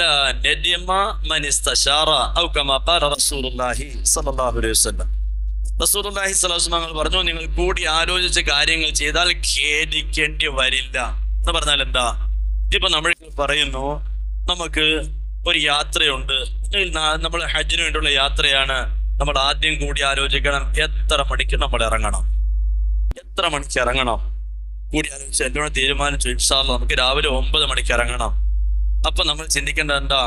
9 എന്നൊരു സമയമുണ്ടെങ്കിൽ അവിടെ എത്തിയിരിക്കും ഇൻഷാ അല്ലാഹ്. എന്നെ ആരും കാത്തു നിൽക്കരുത്. എന്തുകൊണ്ട്? 9 മണി എന്ന് പറഞ്ഞു, എല്ലാരും 9 മണിക്ക് വന്നു. നമ്മൾ 10 മണിയായപ്പോ വന്നു. നമ്മുടെ ഏറ്റവും അടുത്ത സ്നേഹിതർ തന്നെ തുടക്കത്തിലെ പറയലോ, എവിടെ പോയി കിടക്കുക. ആരെ കുറിച്ചാ പറയുന്നത്? അള്ളാഹുന്റെ ഒരു അതിഥിയെ കുറിച്ച്. അള്ളാഹുവിന്റെ അതിഥിയാകുന്ന എന്നെ കുറിച്ച് എന്തിനാ ബാക്കിയുള്ളവരെ കൊണ്ട് നമ്മളിത് പറയിപ്പിക്കുന്നത്? അത് വേണ്ട, തിരിച്ചു പറയണം. 9 എന്നൊരു സമയമുണ്ടോ, അവനിവിടെ എത്തിയിരിക്കും. 9 എന്നൊരു സമയമുണ്ടോ, അവനിവിടെ എത്തിയിരിക്കും. ആ ഒരു വർത്തമാനം ഒരല്പം പ്രയാസമാണ്. ഇങ്ങനെ ഇൻഷാ അല്ലാഹ് നമുക്കിനി അങ്ങോട്ടുള്ള കാര്യത്തിൽ കൂടി ആലോചനകൾ വേണം. സ്വന്തം ഭാര്യയുടെ വിഷയത്തിൽ വരെ റസൂലുള്ളാഹി സ്വല്ലല്ലാഹു അലൈഹി വസല്ലം അടുക്കളയിലെ ഭക്ഷണത്തിന്റെ വിഷയത്തിൽ വരെ കൂടി ആലോചന നടത്തും. എന്തുകൊണ്ട്? രാത്രി കിടക്കുമ്പോ ചോദിക്കും, ആയിഷ അല്ലെങ്കിൽ ഖദീജ അല്ലെങ്കിൽ സൈനബ, നാളെ എന്താണ് രാവിലത്തെ ഭക്ഷണം? ഇങ്ങനെ നമ്മൾ ശീലിക്കണം. ഇപ്പൊ രാവിലത്തേക്ക് നമുക്ക് നാളെ ഒറോട്ടി ആക്കാം, അല്ലെങ്കിൽ പുട്ടാക്കാം, അല്ലെങ്കിൽ ഇടിയപ്പമാക്കാം, അല്ലെങ്കിൽ നമുക്ക് നാളെ കടയിൽ നിന്ന് വാങ്ങിച്ചാലും എനിക്ക് കുറച്ച് ജോലിയുണ്ട്, ആയിക്കോട്ടെ, പ്രശ്നമില്ല. എത്ര സുന്ദരമായ ജീവിതമാണ്. ഭക്ഷണത്തിന്റെ വിഷയത്തിൽ വരെ നിങ്ങൾ മക്കളുമായി ഇണകളുമായി ആ പ്രവാചകൻ സല്ലല്ലാഹു അലൈഹി വസല്ലമയുടെ വീടിന്റെ അന്തരീക്ഷം നമ്മൾ കൊണ്ടുപോവാം. അതുപോലെ യാത്രയിലും നമ്മൾ അവിടെ ചെന്ന് കഴിഞ്ഞാൽ പിന്നെ നമ്മൾ വേണം, നമ്മൾ എത്ര ഉംറ ചെയ്യാൻ ആഗ്രഹിക്കുന്നത്, എന്നൊക്കെ ഉംറ ചെയ്യാൻ ആഗ്രഹിക്കുന്നത്. തിങ്കൾ വ്യാഴം ദിവസങ്ങൾ വരുന്നുണ്ട്. നമുക്ക് ഇൻഷാ അല്ലാഹ് അന്നൊക്കെ നമുക്ക് നോമ്പെടുത്താലോ? കാരണം 1 ലക്ഷമല്ലേ പ്രതിഫലം. നമുക്ക് ഇൻഷാ അല്ലാഹ് ഖുർആൻ ഓതണം. ഡെയിലി എത്ര നമ്മൾക്ക് ഖുർആൻ ഓതണം? പരസ്പരം സഹാബാക്കൾ ചോദിക്കുന്ന പോലെ ചോദിക്കുന്നു, എന്തായി നമ്മുടെ പറഞ്ഞ അത്രയും ഖുർആൻ ഓതിയോ? കുറഞ്ഞത് 1 ജുസു അത് ഓതിയോ? എന്നിട്ട് തസ്ബീഹ് എങ്ങനെ ഉണ്ടായിരുന്നു? കൂടിയാലോചന വേണം. എന്നിട്ട് തഹജ്ജുദ് മുടങ്ങിയില്ലല്ലോ, ദുഹായുടെ കാര്യം വിട്ടുപോകല്ലേ, ഫർദിന്റെ മുമ്പും ശേഷമുള്ള സുന്നത്ത് വിട്ടുപോകല്ലേ. ഇങ്ങനെ ഓരോന്നും ചർച്ച. നമുക്ക് ഇൻഷാ അല്ലാഹ് പോയിട്ട് ഡെയിലി ഒരു 5 തവാഫ് ചെയ്യണം. അത് ഇൻഷാ അല്ലാഹ് നമുക്ക് ഒന്ന് ചെയ്യാം. പിന്നെ മാമ നിങ്ങൾ വരണ്ട, കാരണം നിങ്ങളുടെ അവസ്ഥ ബലഹീനമാണ്, നിങ്ങളെ കൊണ്ട് 5 ചെയ്യാൻ പ്രയാസമാണ്. ആ സമയത്ത് ആ മനുഷ്യൻ പറയും, ഇല്ല ഞാനും വരാൻ, കുഴപ്പമൊന്നുമില്ല. എന്നാ പിന്നെ പോരെ, നമ്മൾ അതിന്റെ കൂടുതൽ ചെയ്യണ്ട, അങ്ങോട്ട് വലിച്ചെടുക്കണ്ട. കാരണം ആ മനുഷ്യന്റെ ശാരീരികാവസ്ഥ അതാണ്, ഒരു രോഗിയാണ്. അദ്ദേഹം നമ്മൾ പരിഗണിക്കുക. അല്ലാതെ നിങ്ങൾ വരുന്നില്ലേ, നിങ്ങൾ എന്താ ചെയ്യാതെ ചോദിക്കരുത്. ഓരോരുത്തരുടെ അവസ്ഥകൾ മനസ്സിലാക്കിയിട്ട് അവരെ ഇടപെട്ട് വരാൻ ആഗ്രഹിച്ചാൽ നമ്മൾ കൊണ്ടുപോകുന്നു, ഇല്ലെങ്കിൽ അവരെ ആശ്വസിപ്പിക്കുന്നു. അൽഹംദുലില്ലാഹ് നിങ്ങൾ ഒരെണ്ണമെങ്കിലും ചെയ്തില്ല, അത്രയും മതി. ഇങ്ങനെ നല്ല വർത്തമാനങ്ങൾ പറഞ്ഞ് നല്ലൊരു ശൂറ നമുക്ക് എല്ലാ ദിവസവും ഇനി അങ്ങോട്ട് എല്ലാ കാര്യത്തിലും ഉണ്ടാകണം. ഒന്നാമത്തത് അതാണ്. രണ്ടാമത്തെ വിഷയം സാമ്പത്തിക വിഷയം. അതിനെക്കുറിച്ച് നമ്മൾ നേരത്തെ പറഞ്ഞു കഴിഞ്ഞു, ആ ഭാഗത്തേക്ക് ഞാൻ പോകുന്നില്ല. ഒറ്റ കാര്യം മാത്രം റസൂലുള്ളാഹി സ്വല്ലല്ലാഹു അലൈഹി വസല്ലം തങ്ങൾ പറഞ്ഞിട്ടുണ്ട്, ഒരു മനുഷ്യൻ ഒരുപാട് ദൈർഘ്യം യാത്ര ചെയ്യുന്നു. ഏതാണ്ട് 4000 ചില്വാനം കിലോമീറ്റർ യാത്ര ചെയ്താണ് മക്കയിലേക്ക് എത്തുന്നത്. അവൻ ആ പരിശുദ്ധ അറഫയിലേക്കൊക്കെ എത്തുമ്പോൾ ദിവസങ്ങളായി വേണ്ടതുപോലെ കുളിച്ചിട്ട് അത്ര തേക്കാൻ ഒക്കുന്നില്ല. ഇഹ്റാമിലാണ്, വല്ലാതെ സ്മെല്ലെടുക്കുന്നു, നാറുന്നു. ആ ഒരു പരുവത്തിലായി അവന്റെ കൈ ആകാശത്തിലേക്ക് ഉയർത്തിയിട്ട് വിളിക്കുകയാണ്, യാ റബ്ബ് യാ റബ്ബ്, എന്റെ റബ്ബേ എന്റെ റബ്ബേ എന്ന് വിളിച്ചവൻ ദുആ ചെയ്യുന്നുണ്ട്. മത്അമുഹു ഹറാം, അവന്റെ ഭക്ഷണം ഹറാമാണ്. വമശ്റബുഹു ഹറാം, നാട്ടിൽ കുടിച്ചതൊക്കെ ഹറാമാണ്. വമൽബസുഹു ഹറാം, അവൻ ഹജ്ജിന് വന്നപ്പോ ഇട്ടിട്ട് വന്ന ഇഹ്റാം ഡ്രസ് പോലും സാമ്പത്തിക ശുദ്ധിയില്ലാത്ത ഡ്രസ്സാണ്. അങ്ങനെയുള്ള ഒരു അവസ്ഥയിലാണെങ്കിൽ ആ ഹദീസിന്റെ അവസാനം കൊടുക്കുന്നു, എങ്ങനെയാ ഇവന് മറുപടി കിട്ടുക? അതുകൊണ്ട് എന്റെ പൊന്നു സഹോദരങ്ങളെ ഒന്ന് നോക്കണേ, പോകുന്നതിന് മുമ്പ് നമ്മുടെ മതില് കറക്റ്റ് അതിർത്തിയിലാണോ? നാം കച്ചവടം ചെയ്തുകൊണ്ടിരിക്കുന്ന കട ഏതവനോ ഉണ്ടാക്കിയിട്ടു 11 മാസത്തേക്ക് തന്നു, 11 മാസവും കഴിഞ്ഞു, 11 വർഷവും കഴിഞ്ഞു, അതിന് തിരിച്ചു തന്നെ നോക്കും, ഇല്ലടാ ഞാനിപ്പോ കോടതിയിൽ പോകുന്നു പറഞ്ഞ് വിരട്ടി നിർത്തിയിട്ടാണോ കച്ചവടം ചെയ്യുന്നത്? ഹറാമാണ്, ഹറാമാണ്. അവൻ ഉണ്ടാക്കിയത് നമുക്ക് കച്ചവടം ചെയ്യാൻ വേണ്ടി അല്ല. 11 മാസം എഗ്രിമെന്റ് ആണ്. എഗ്രിമെന്റ് കഴിഞ്ഞിട്ട് പിന്നെയും ഇരിക്കുകയാണെങ്കിൽ ആ ഇരുത്തൊക്കെ സൂക്ഷിച്ച് വേണം. ഹജ്ജിന് പോകുമ്പോ ചുമ്മാ കൂവിയിട്ട് കഥയില്ല. അള്ളാഹു ഇതൊക്കെ ഒന്ന് കബൂലാക്കണ്ടേ. ഓരോന്നും ആലോചിച്ചിട്ട് നീ നേരെ മറിച്ച് 1 കോടി രൂപ എനിക്ക് കടമുണ്ട്, ആ 1 കോടി രൂപ എനിക്ക് 2025 ഏതാണ്ട് 6 മാസം കഴിഞ്ഞിട്ട് കൊടുക്കേണ്ട പൈസയാണ്. നിങ്ങൾക്ക് യാതൊരു വിഷമവും വേണ്ട, 1 കോടി കടോടെ നിൽക്കട്ടെ, അവധിയെത്താത്ത കടമാണ്, നിങ്ങൾക്ക് ഹജ്ജിന് പോകാം. നേരെ മറിച്ച് 100 രൂപ ഒരു മനുഷ്യന് കൊടുക്കാനുണ്ട്, അതിന്റെ സമയം എത്തിയിട്ടും കൊടുക്കാത്തതാണെങ്കിൽ അത് കൊടുക്കാതെ പോകല്ലേ, നിന്റെ ഹജ്ജ് വേണ്ട നിലയിൽ ആകില്ല. അതുകൊണ്ട് ഈ വശങ്ങളെല്ലാം മനസ്സിലാക്കിയിട്ട് ഇൻഷാ അല്ലാഹ് സാമ്പത്തിക രംഗത്തെ സംബന്ധിച്ചൊരു ബോധം ഉണ്ടാക്കിയിട്ട് ഇൻഷാ അല്ലാഹ് യാത്ര ചെയ്യുക. അതും കഴിഞ്ഞു. അടുത്ത നമ്മുടെ വിഷയം, പ്രിയമുള്ളവരെ, നമുക്ക് യാത്രയിലേക്ക് തന്നെ വരാം. യാത്രയിലേക്ക് വരുമ്പോ നമ്മൾ എപ്പോഴും എവിടെ പോയാലും ഈ പറഞ്ഞതുപോലെ യജമാനനുമായിട്ട് കൂടിക്കാഴ്ച നടത്തിയിട്ടേ പോകാവൂ. എവിടെ പോയാലും, നമ്മൾ ഹജ്ജിന് പോകട്ടെ, ഉംറയ്ക്ക് പോകട്ടെ, എങ്ങോട്ട് പോകട്ടെ, നമ്മുടെ യജമാൻ അള്ളാഹുവാണ്. നല്ല അതുപോലെ ഞാൻ സാധാരണ ഭാഗത്തേക്ക് ഒരു ക്ലാസ്സിന് പോകുമ്പോ അള്ളാഹു മഗ്ഫിറത്ത് നൽകട്ടെ, എന്റെ വാപ്പയടുക്കൽ പോയി ഒരു സിയാറത്ത് ചെയ്യാതെ ഒരു സലാം പറയാതെ ഞാൻ പോകാറില്ല. ഞാൻ എന്റെ 15ാമത്തെ വയസ്സ് വരെ എന്റെ വാപ്പയാണ് എന്റെ ഉസ്താദ്, വാപ്പയുമാണ് ഉസ്താദുമാണ്. ഞാൻ എങ്ങോട്ട് പോകട്ടെ, എത്ര തിരക്കാന്ന് പറഞ്ഞാലും ശരി, ഞാൻ അവിടെ ചെന്നിട്ട് ആ വാപ്പയ്ക്ക് അസ്സലാമു അലൈക്കും, എന്റെ പിതാവിന് മുമ്പ് പോയി സലാം പറഞ്ഞൊരു ഫാത്തിഹ ദുആ ചെയ്തിട്ട്, സാധാരണ ഒരു ജീവിതത്തിൽ എങ്ങനെയാണോ ഒരു പിതാവിനോട് യാത്ര പറയുന്നത് അതേ അദബ് പാലിച്ചിട്ടാണ് പോകുന്നത്. അതിൻ്റെതായ ബറക്കാത്തുകൾ എനിക്കുണ്ട്. പ്രിയമുള്ളവർ, എത്ര പട്ടിണി കിടന്നത് അവര് നമുക്ക് വേണ്ടി, എത്ര പെരുന്നാളിന് അവർ പഴയതിട്ടിട്ട് നമുക്ക് പുതിയത് വാങ്ങി തന്നത്. ആ സമയത്ത് വരെയൊക്കെ നമുക്ക് മറക്കാവും. സഹോദരന്മാർ ഓർക്കണേ, കല്യാണത്തിന്റെ ദിവസം നിങ്ങൾ ഭർത്താവുമായി കെട്ടിപ്പിടിച്ചു കിടന്ന് സുഖിക്കുമ്പോ മറുപാട്ട് വാപ്പ പൊട്ടിക്കരയുക, എങ്ങനെയായി ബാധ്യതകൾ തീർക്കുക എന്നുള്ളത് ഓർത്തിട്ട് മറന്നു പോകല്ലേ. അതുകൊണ്ട് നമ്മൾ ഓരോരുത്തരും പ്രത്യേകിച്ച് യാത്ര ചെയ്യുമ്പോൾ ഉടമസ്ഥനായ റബ്ബുമായിട്ടൊരു മുനാജാത്ത് നടത്തിയിട്ട് പോകണം. യാത്രയുടെ 2 റക്അത്ത് സുന്നത്ത് നമസ്കരിച്ചിട്ട് പോകണം. നമ്മൾക്ക് പല ക്ലാസ്സും കേട്ടിട്ടുണ്ടാകും, നമ്മൾ യാത്രയ്ക്ക് ഇറങ്ങുമ്പോൾ ഏത് കാര്യം വെച്ചാ ഇറങ്ങേണ്ടത്? പറ, ഇടത് കാര്യം അല്ലേ? തെറ്റാ. ഏത് കാര്യം വെച്ചാ ഇറങ്ങേണ്ടത്? തെറ്റാന്ന് പറഞ്ഞപ്പോഴേക്ക് നിന്നോ? ഇടത് കാര്യം ഉറപ്പാ? അല്ല. ശരിയായ യാത്ര ചെയ്യുന്ന ഒരു മനുഷ്യനാണെങ്കിൽ അവൻ വലത് കാര്യം വെച്ച് യാത്ര തുടങ്ങും. അത് എവിടെ നിന്നാ? അവന്റെ മുസല്ലയിൽ നിന്ന്. നിങ്ങൾ പറഞ്ഞത് ശരിയാ, നിങ്ങൾ പറഞ്ഞത് ശരിയാ. പക്ഷെ ഇടത് കാര്യം വെച്ച് പോകുന്ന ഒരു സുഖമുണ്ടോ? അവിടെ നോട്ടത്തില് ഒരു സുഖക്കുറവുണ്ട്. വലത് കാര്യം വെച്ച് പോകണമെന്ന് ആഗ്രഹമുണ്ടോ? ഉണ്ടെങ്കിൽ അതിനൊരു മാർഗമുണ്ട്. എന്താ മാർഗം? യാത്രയുടെ 2 റക്അത്ത് സുന്നത്ത് നമ്മൾ നമസ്കരിക്കുന്നു. ആ മുസല്ലയിൽ നമ്മൾ യാത്ര തുടങ്ങുന്നു. എവിടെ നിന്ന്? മുസല്ലേന്ന്. മുസല്ലേന്ന് ഇറങ്ങുന്ന എങ്ങോട്ടാ? റൂമിലോട്ടാ. നമസ്കരിച്ച മുസല്ലയിൽ നമ്മൾ വലത് കാര്യം വെച്ച് ഇറങ്ങുന്നു. അതൊക്കെ കഴിഞ്ഞ് വീട്ടിൽ നിന്ന് പുറത്തേക്ക് ഇറങ്ങേണ്ടത് ഏത് കാര്യം വെച്ച്? അപ്പൊ നമ്മൾ യാത്ര കറക്റ്റ് തുടങ്ങേണ്ടത് എവിടുന്നാ? മുസല്ലേന്ന്. ആരോട് കഥ പറഞ്ഞിട്ട്? അള്ളാഹുവിനോട് കഥ പറഞ്ഞിട്ട് അല്ലേ? അതാ ഞാൻ പറഞ്ഞ ഇടയിലെ ഇരുത്തത്തിൽ പറയുന്ന വാക്കുണ്ടല്ലോ, റബ്ബി എന്റെ രക്ഷിതാവേ, പുറത്തുതാ റബ്ബേ, വറഹംനി കൃപ ചെയ്യ റബ്ബേ, വജ്ബുർനി കുറെ പ്രശ്നങ്ങളുണ്ട് പരിഹരിക്കണേ നാഥ, വർസുഖ്നി ഒരുപാട് ആവശ്യങ്ങളുണ്ട് നിറവേറ്റി തരണേ റബ്ബേ, വർഫഇനി അല്ലാഹു എന്നെ നീ ഉയർത്തണേ നാഥ, വഹ്ദിനി എന്നെ നീ സന്മാർഗത്തിലാക്കണേ റബ്ബേ. നാഥ യാത്ര പോവുകയാണ്, വആഫിനി ആഫിയത്ത് തരണേ പടച്ചവനെ. ഇങ്ങനെയൊക്കെയുള്ള ദുആ ഒക്കെ ചെയ്ത് ഹബീബായ മുത്തിനൊരു സലാമും ഒക്കെ പറഞ്ഞ് എവിടെ തഹിയ്യാത്ത് പോകുമ്പോ അസ്സലാമു അലൈക അയ്യുഹൻ നബിയ്യു വറഹ്മത്തുള്ളാഹി വബറകാത്തു സലാമും ഒക്കെ പറഞ്ഞിട്ട് അവിടെ വെച്ച് നമ്മൾ കാര്യമായിട്ടൊരു ദുആയും ഒക്കെ ചെയ്തു. പറഞ്ഞേ, ശ്രദ്ധ ഇങ്ങോട്ട് പറഞ്ഞേ. കാര്യമായിട്ട് നമ്മൾ ദുആയും ഒക്കെ ചെയ്തു. യാത്രയുടെ 2 റക്അത്ത് സുന്നത്തും കഴിഞ്ഞിട്ട് ദുആയും കഴിഞ്ഞിട്ട് അവിടെ ഇരുന്നിട്ട് നമ്മൾ 2 ഭാഗം ഓതണം. ഏതാണെന്നറിയാവോ? ഒന്ന് ആയത്തുൽ കുർസി. ഏതാ ആയത്തുൽ കുർസി? എന്തിനാ? ഈ പോകുന്ന വഴിയിൽ ലം യുസിബുഹു ശൈഅൻ യക്റഹുഹു ഹത്താ യർജിഅ ഇലാ മസ്കനി, വീട്ടിൽ തിരിച്ചു വരുന്നത് ഒരു പ്രശ്നം ഉണ്ടാകാതിരിക്കാൻ നമ്മൾ എന്ത് ചെയ്തു? ആയത്തുൽ കുർസി അള്ളാഹുവിന് ഓതി.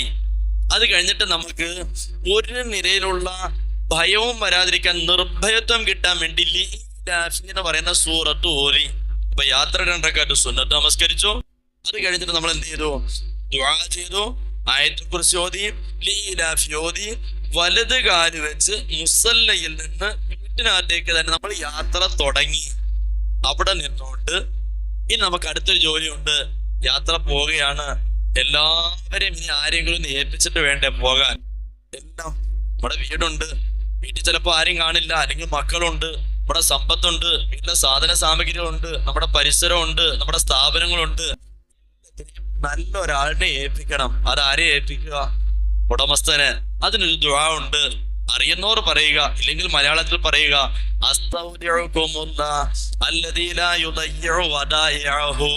സൂക്ഷിപ്പ് മുതലുകൾ പാഴാക്കാത്ത അള്ളാഹുവിലേക്ക് എല്ലാം ഞാൻ ഏൽപ്പിക്കുന്നു. ആരെ ഏൽപ്പിച്ചു? അള്ളാഹുവിനെ ഏൽപ്പിച്ചു കഴിഞ്ഞപ്പോ നമ്മൾ സാധാരണ എങ്ങനെയാ? നമ്മുടെ ഒരു അയൽവാസിയുണ്ട്, എല്ലാം ഒന്ന് കാര്യങ്ങളൊക്കെ നോക്കണേ, എന്നാ ബിസ്മില്ലാ ഇവിടെ സദഖ ചെയ്യും. ഇവിടെ അള്ളാഹുവിന് സദഖ കൊടുക്കാനില്ല. അള്ളാഹുവിന് വേണ്ടി അള്ളാഹുവിന്റെ ഏതെങ്കിലും അടിമകൾക്ക് സദഖ ചെയ്യുന്നു. നമ്മൾ എന്തെങ്കിലും ഒരു സദഖയും ചെയ്തു. ആ സദഖയും കഴിഞ്ഞിട്ട് നമ്മുടെ വീട്ടിന്റെ വാതിലിലേക്ക് വന്നു. വാതിൽ വന്നിട്ട് കുൽ വരുന്ന 4 സൂറത്തുണ്ട്. കുൽ യാ അയ്യുഹൽ കാഫിറൂൻ, കുൽ ഹുവല്ലാഹു അഹദ്, കുൽ അഊദു ബിറബ്ബിൽ ഫലഖ്, കുൽ അഊദു ബിറബ്ബിൻ നാസ്. ഇതിനകത്ത് ഇദാ ജായും കൂടെ കേറി ആ 5 സൂറത്ത് നമ്മുടെ ഓതി. ഓതലും കഴിഞ്ഞിട്ട് ഇനി നമ്മൾ യാത്ര രണ്ടാമത്തെ തുടക്കം എവിടെ നിന്ന്? വാതിൽ നിന്ന് ഏത് കാര്യം വെച്ച്? ഇടത് കാര്യം വെച്ച്. സുന്നത്ത് നമസ്കരിച്ചവരുടെ യാത്ര ഏത് കാലം കൊണ്ട് തുടങ്ങി? വലത് കാലം കൊണ്ട്. സുന്നത്ത് നമസ്കരിക്കാത്തവന്റെ യാത്ര ഏത് കാലം കൊണ്ട് തുടങ്ങി? അത് ഒരു തരം പണിഷ്മെന്റ്. മനസ്സിലായോ? ഇപ്പൊ തിരിഞ്ഞ് മനസ്സിലായോ? ഇപ്പൊ നിങ്ങൾ ആദ്യം പറഞ്ഞത് എവിടുന്ന് പറഞ്ഞതാ? രണ്ടാമത്തെ യാത്രയാ പറഞ്ഞത്. ഞാൻ പറഞ്ഞ ഏത് യാത്രയാ? ആദ്യത്തെ യാത്രയാ. ആദ്യത്തെ യാത്ര നമ്മൾ ആരോട് കഥ പറഞ്ഞിട്ടിറങ്ങി? അള്ളാഹുവിനോട്. മനസ്സിലായോ? ദുആയും ചെയ്ത്, ആയത്തുൽ കുർസി ഓതി, ലീലാഫ് ഓതി, എല്ലാം കഴിഞ്ഞു. എല്ലാം അള്ളാഹുവിനെ ഏൽപ്പിച്ചു. സദഖയും ചെയ്തു. വാതിൽ വന്ന് 4 സൂറത്ത് ഓതി, 5 സൂറത്ത് ഓതി. ഓതി കഴിഞ്ഞിട്ട് ഇടത് കാല് വെച്ചിട്ട് ബിസ്മില്ലാഹി തവക്കൽതു അലല്ലാഹ് ലാ ഹൗല വലാ ഖുവത ഇല്ലാ ബില്ലാഹ്. ഒരു സെക്ഷൻ കഴിഞ്ഞു. ഇത്രയും മനസ്സിലായോ? മനസ്സിലായോ? അപ്പൊ നമ്മൾ ആദ്യം എന്താ ചെയ്യുക? 2 റക്അത്ത് സുന്നത്ത്. എന്തിന്റെ? യാത്രയുടെ സുന്നത്ത് നമസ്കാരത്തിൽ സാധാ പോലെ പ്രത്യേകിച്ചൊന്നും പറയാനില്ല. വജ്ഹത്ത് ഓതുന്നു, ഫാത്തിഹ ഓതുന്നു, ഖുൽ യാ അയ്യുഹൽ കാഫിറൂൻ ഓതുന്നു. രണ്ടാമത്തെ റക്അത്തിൽ ഫാത്തിഹ ഓതുന്നു, ഖുൽ ഹുവല്ലാഹു അഹദ് ഓതുന്നു. ഓതല് നമസ്കാരം അത്തഹിയ്യാത്ത് പൂർണ്ണമായിട്ട് ഓതുന്നു. നമസ്കാരം കഴിഞ്ഞിട്ട് എന്ത് ചെയ്തു? ദുആ. ചിലപ്പം ജീവിതത്തിൽ അവസാന ദുആ ആകും. കാരണം എത്രയോ മനുഷ്യരാ പോയിട്ട്, അള്ളാഹു കാത്തുരക്ഷിക്കട്ടെ, പോയിട്ട് ചിലപ്പോൾ എന്ത് ചെയ്യുന്നില്ല, തിരിച്ച് വീട്ടിലേക്ക് മയ്യത്തായിട്ടായിരിക്കും വരിക. ഒന്നുമില്ലെങ്കിൽ സന്തോഷമായില്ലേ? അൽഹംദുലില്ലാഹ്, എന്റെ വീട്ടിൽ ഞാൻ ഇറങ്ങിയത് എങ്ങനെയാ? 2 റക്അത്ത് നമസ്കരിച്ച് ദുആയും ചെയ്തിട്ടാണ് അള്ളാഹുവിന്റെ വീട്ടിലേക്ക് യാത്രയായത്. എത്ര സന്തോഷമായി. അപ്പം ആയത്തുൽ കുർസി ഓതി. ഇത് ഹജ്ജ് ഉംറയ്ക്ക് മാത്രമാണോ? ആണോ? അല്ല, ഡെയിലി നമ്മൾ കടയിൽ പോകണമെങ്കിൽ ഇത് തന്നെ, കല്യാണത്തിന് പോകണമെങ്കിൽ ഇത് തന്നെ. വീട്ടിൽ നിന്ന് ഇറങ്ങിയാണോ പടച്ചവനുമായിട്ടൊരു കരാറൊക്കെ നടത്തിയത്, റാഹത്താക്കി ദുആയും ചെയ്ത് 2 സൂറത്ത് ഓതി ഇറങ്ങി. എല്ലാം ഞാൻ അള്ളാഹുലേക്ക്. ഇനി മരിച്ചാലും പ്രശ്നമില്ല. നമ്മുടെ ഭാര്യയുടെ കാര്യം റബ്ബ് നോക്കും, മക്കളുടെ കാര്യം റബ്ബ് നോക്കും, കട റബ്ബ് നോക്കും, സകലതും റബ്ബ് നോക്കും. എല്ലാം നമ്മൾ അങ്ങോട്ട് ഏൽപ്പിച്ചു അള്ളാഹുവിനെ. അത് നമുക്ക് സങ്കടം ഉണ്ടോ? പിന്നെ ഞാൻ എല്ലാം ആരെ ഏൽപ്പിച്ചിട്ടാ വന്നത്? അള്ളാഹ് കാറ്റ് പോയാലും ഇനി പേടിക്കണ്ട. എല്ലാം ഏൽപ്പിച്ചു, സദഖയും ചെയ്തിട്ട് നമ്മൾ വാതിലേക്ക് വന്നു. എത്ര സൂറത്ത് ഓതി? ഖുൽ യാ അയ്യുഹൽ കാഫിറൂൻ ഇദാ ജാഅ ഖുൽ ഹുവല്ലാഹു അഹദ് ഖുൽ അഊദു ബിറബ്ബിൽ ഫലഖ് ഖുൽ അഊദു ബിറബ്ബിൻ നാസ്. ഇത്രയും പോയിട്ട് ഇനി ഏത് കാര്യം വെച്ചു? ഇടത് കാല് വെക്കുമ്പോ എന്ത് പറഞ്ഞു? ബിസ്മില്ലാഹ്, അല്ലാഹുവിന്റെ നാമത്തിൽ ഞാൻ ഇറങ്ങുന്നു. തവക്കൽതു അലല്ലാഹ്. എല്ലാം ആരെ ഏൽപ്പിച്ചു? അള്ളാഹുവിനെ. 1ാം സെക്ഷൻ കഴിഞ്ഞു. മനസ്സിലായല്ലോ? ഇനി 2ാമത്തെ സെക്ഷൻ ഇഹ്റാം. ഇഹ്റാമുമായി ബന്ധപ്പെട്ട കുറച്ചാണ്. ഇപ്പൊ ഇത് നമ്മൾ കയറിയ വാഹനത്തിൽ കയറി അതിന്റെ മര്യാദകളൊക്കെ പറഞ്ഞു പാലിച്ചു നമ്മൾ പോകും. 2ാമത്തെ സെക്ഷൻ നമുക്ക് ഉംറയാണ്. ആ ഉംറയുടെ ഭാഗമാണ് ഇഹ്റാം. ഉംറ എന്ന് പറഞ്ഞാൽ മനസ്സിലാക്കുക, വെറും 4 ഫർള് മാത്രമാണ് ഉംറ. എത്ര ഫർളേ ഉള്ളൂ? എത്ര ഫർളാ? കൂടെ നിൽക്കണം. എത്ര ഫർളാ? 4 ഫർള്. നമ്മളൊന്ന് പറഞ്ഞു നോക്കുക. 1ാമത്തെ ഫർള് ഇഹ്റാം, 2 തവാഫ്, 3 സഅയ് 4 മുടി കളയുക. പഠിച്ചോ? നിങ്ങൾ പറ. 1 ഇഹ്റാം, 2 തവാഫ്, 3 സഅയ്, 4 പഠിച്ചില്ലേ? ഈ 4 പണി ചെയ്ത് കഴിയുമ്പോൾ നമ്മൾ ആരായി? ചെയ്ത് കഴിഞ്ഞു. ഇനി നമുക്ക് ഓരോന്നും വരാം. അതിൽ ഒന്നാമത്തേതാണ് ഏത്? ഒന്നാമത്തേതാ? ഇഹ്റാം. ഇഹ്റാം എന്ന് പറഞ്ഞാൽ എന്താ? സാധാ ഭാഷ മനസ്സിലാവുന്ന ഭാഷ നിങ്ങൾ എന്താ ഇഹ്റാം എന്ന് മനസ്സിലാക്കിയത്? നീയത്ത്. എത്രയേ ഉള്ളൂ. നീയത്ത്. ലോഹർ നമ്മൾ നീയത്ത് ചെയ്യുന്നില്ലേ? ലോഹർന്ന പറഞ്ഞ് ഞാൻ നമസ്കരിക്കുന്നു, അസർന്ന പറഞ്ഞ് ഞാൻ നമസ്കരിക്കുന്നു, അള്ളാഹുനെ എന്നെ കാഫിരിക്കുന്നു, ഇങ്ങനെ അള്ളാഹുനെ ഞാൻ റമളാന്റെ ഫർളായ നോമ്പ് നാളെ പിടിക്കുന്നു. പോലെ എതിരെ നീയത്ത് ചെയ്യുക ഉംറയ്ക്ക്. അപ്പൊ എത്രയേ ഉള്ളൂ നീയത്ത്? അള്ളാഹുന് ഞാൻ ഉംറ ചെയ്യാൻ കരുതി, അതുകൊണ്ട് ഞാൻ ഇഹ്റാം കിട്ടുകയും ചെയ്യുന്നു. തീർന്നു വിഷയം. നമ്മൾ വലിയ ലോഡാക്കി വെക്കണ്ട. ഇഹ്റാം എന്ന് പറഞ്ഞാൽ എത്രയേ ഉള്ളൂ? അള്ളാഹുന് ഞാൻ ഉംറ ചെയ്യാൻ കരുതി, അതുകൊണ്ട് ഞാൻ ഇഹ്റാം കിട്ടുകയും ചെയ്യുന്നു. ഹനഫികളുണ്ടോ ഇതില്? ഒന്ന് കൈ പൊക്കിയ ഹനഫികളുണ്ടെങ്കിൽ ഉണ്ട്. ഇൻഷാ അല്ലാഹ് ഇടയ്ക്കിടയ്ക്ക് ചെറിയ വ്യത്യാസങ്ങളുണ്ട്, പറഞ്ഞുതരാം. അപ്പൊ അങ്ങനെ നമ്മൾ എന്ത് ചെയ്തു? ഇഹ്റാം കിട്ടി. അപ്പം ഈ ഇഹ്റാം കിട്ടുന്നതിന് കൂട്ടത്തിൽ നമ്മൾ ഉംറയിലേക്ക് പോകണ്ടേ? സ്ഥിരമായി ചെയ്യുന്ന ആൾക്കാരെ സംബന്ധിച്ചതും ഒരു വലിയ ചർച്ചയുടെ ആവശ്യമില്ല. എന്ന് പറഞ്ഞാൽ എന്താ അറിയാവോ? നമ്മുടെ ഒരു ജോലിയാണ്. നമുക്ക് ഏത് സമയമാണ് നമ്മുടെ മരണം എന്ന് നമുക്കറിയില്ല. ചില ആൾക്കാർ മരിച്ചു കിടക്കുമ്പോൾ പറയും, പടച്ചോനെ എന്തോടാ പന്നിയുടെ നഖം പോലെ ഇരിക്കുന്നു. ചില ആൾക്കാരുടെ നാടൻ ഭാഷയാണ് കേട്ടോ, അവർ ഉപയോഗിക്കുന്ന വാക്യാണ് അങ്ങനെ ഉപയോഗിച്ചതാ. നഖം എങ്ങനെ ഇരിക്കുന്നു? പന്നിയുടെ നഖം പോലെ ഇരിക്കുന്നു. ഇത് ചിലപ്പോൾ നമ്മളെ കുറിച്ച് പറയും, ചിലപ്പോൾ നമ്മുടെ മാതാപിതാക്കളെ കുറിച്ച് പറയും. എങ്ങനെയുള്ള മാതാപിതാക്കൾ?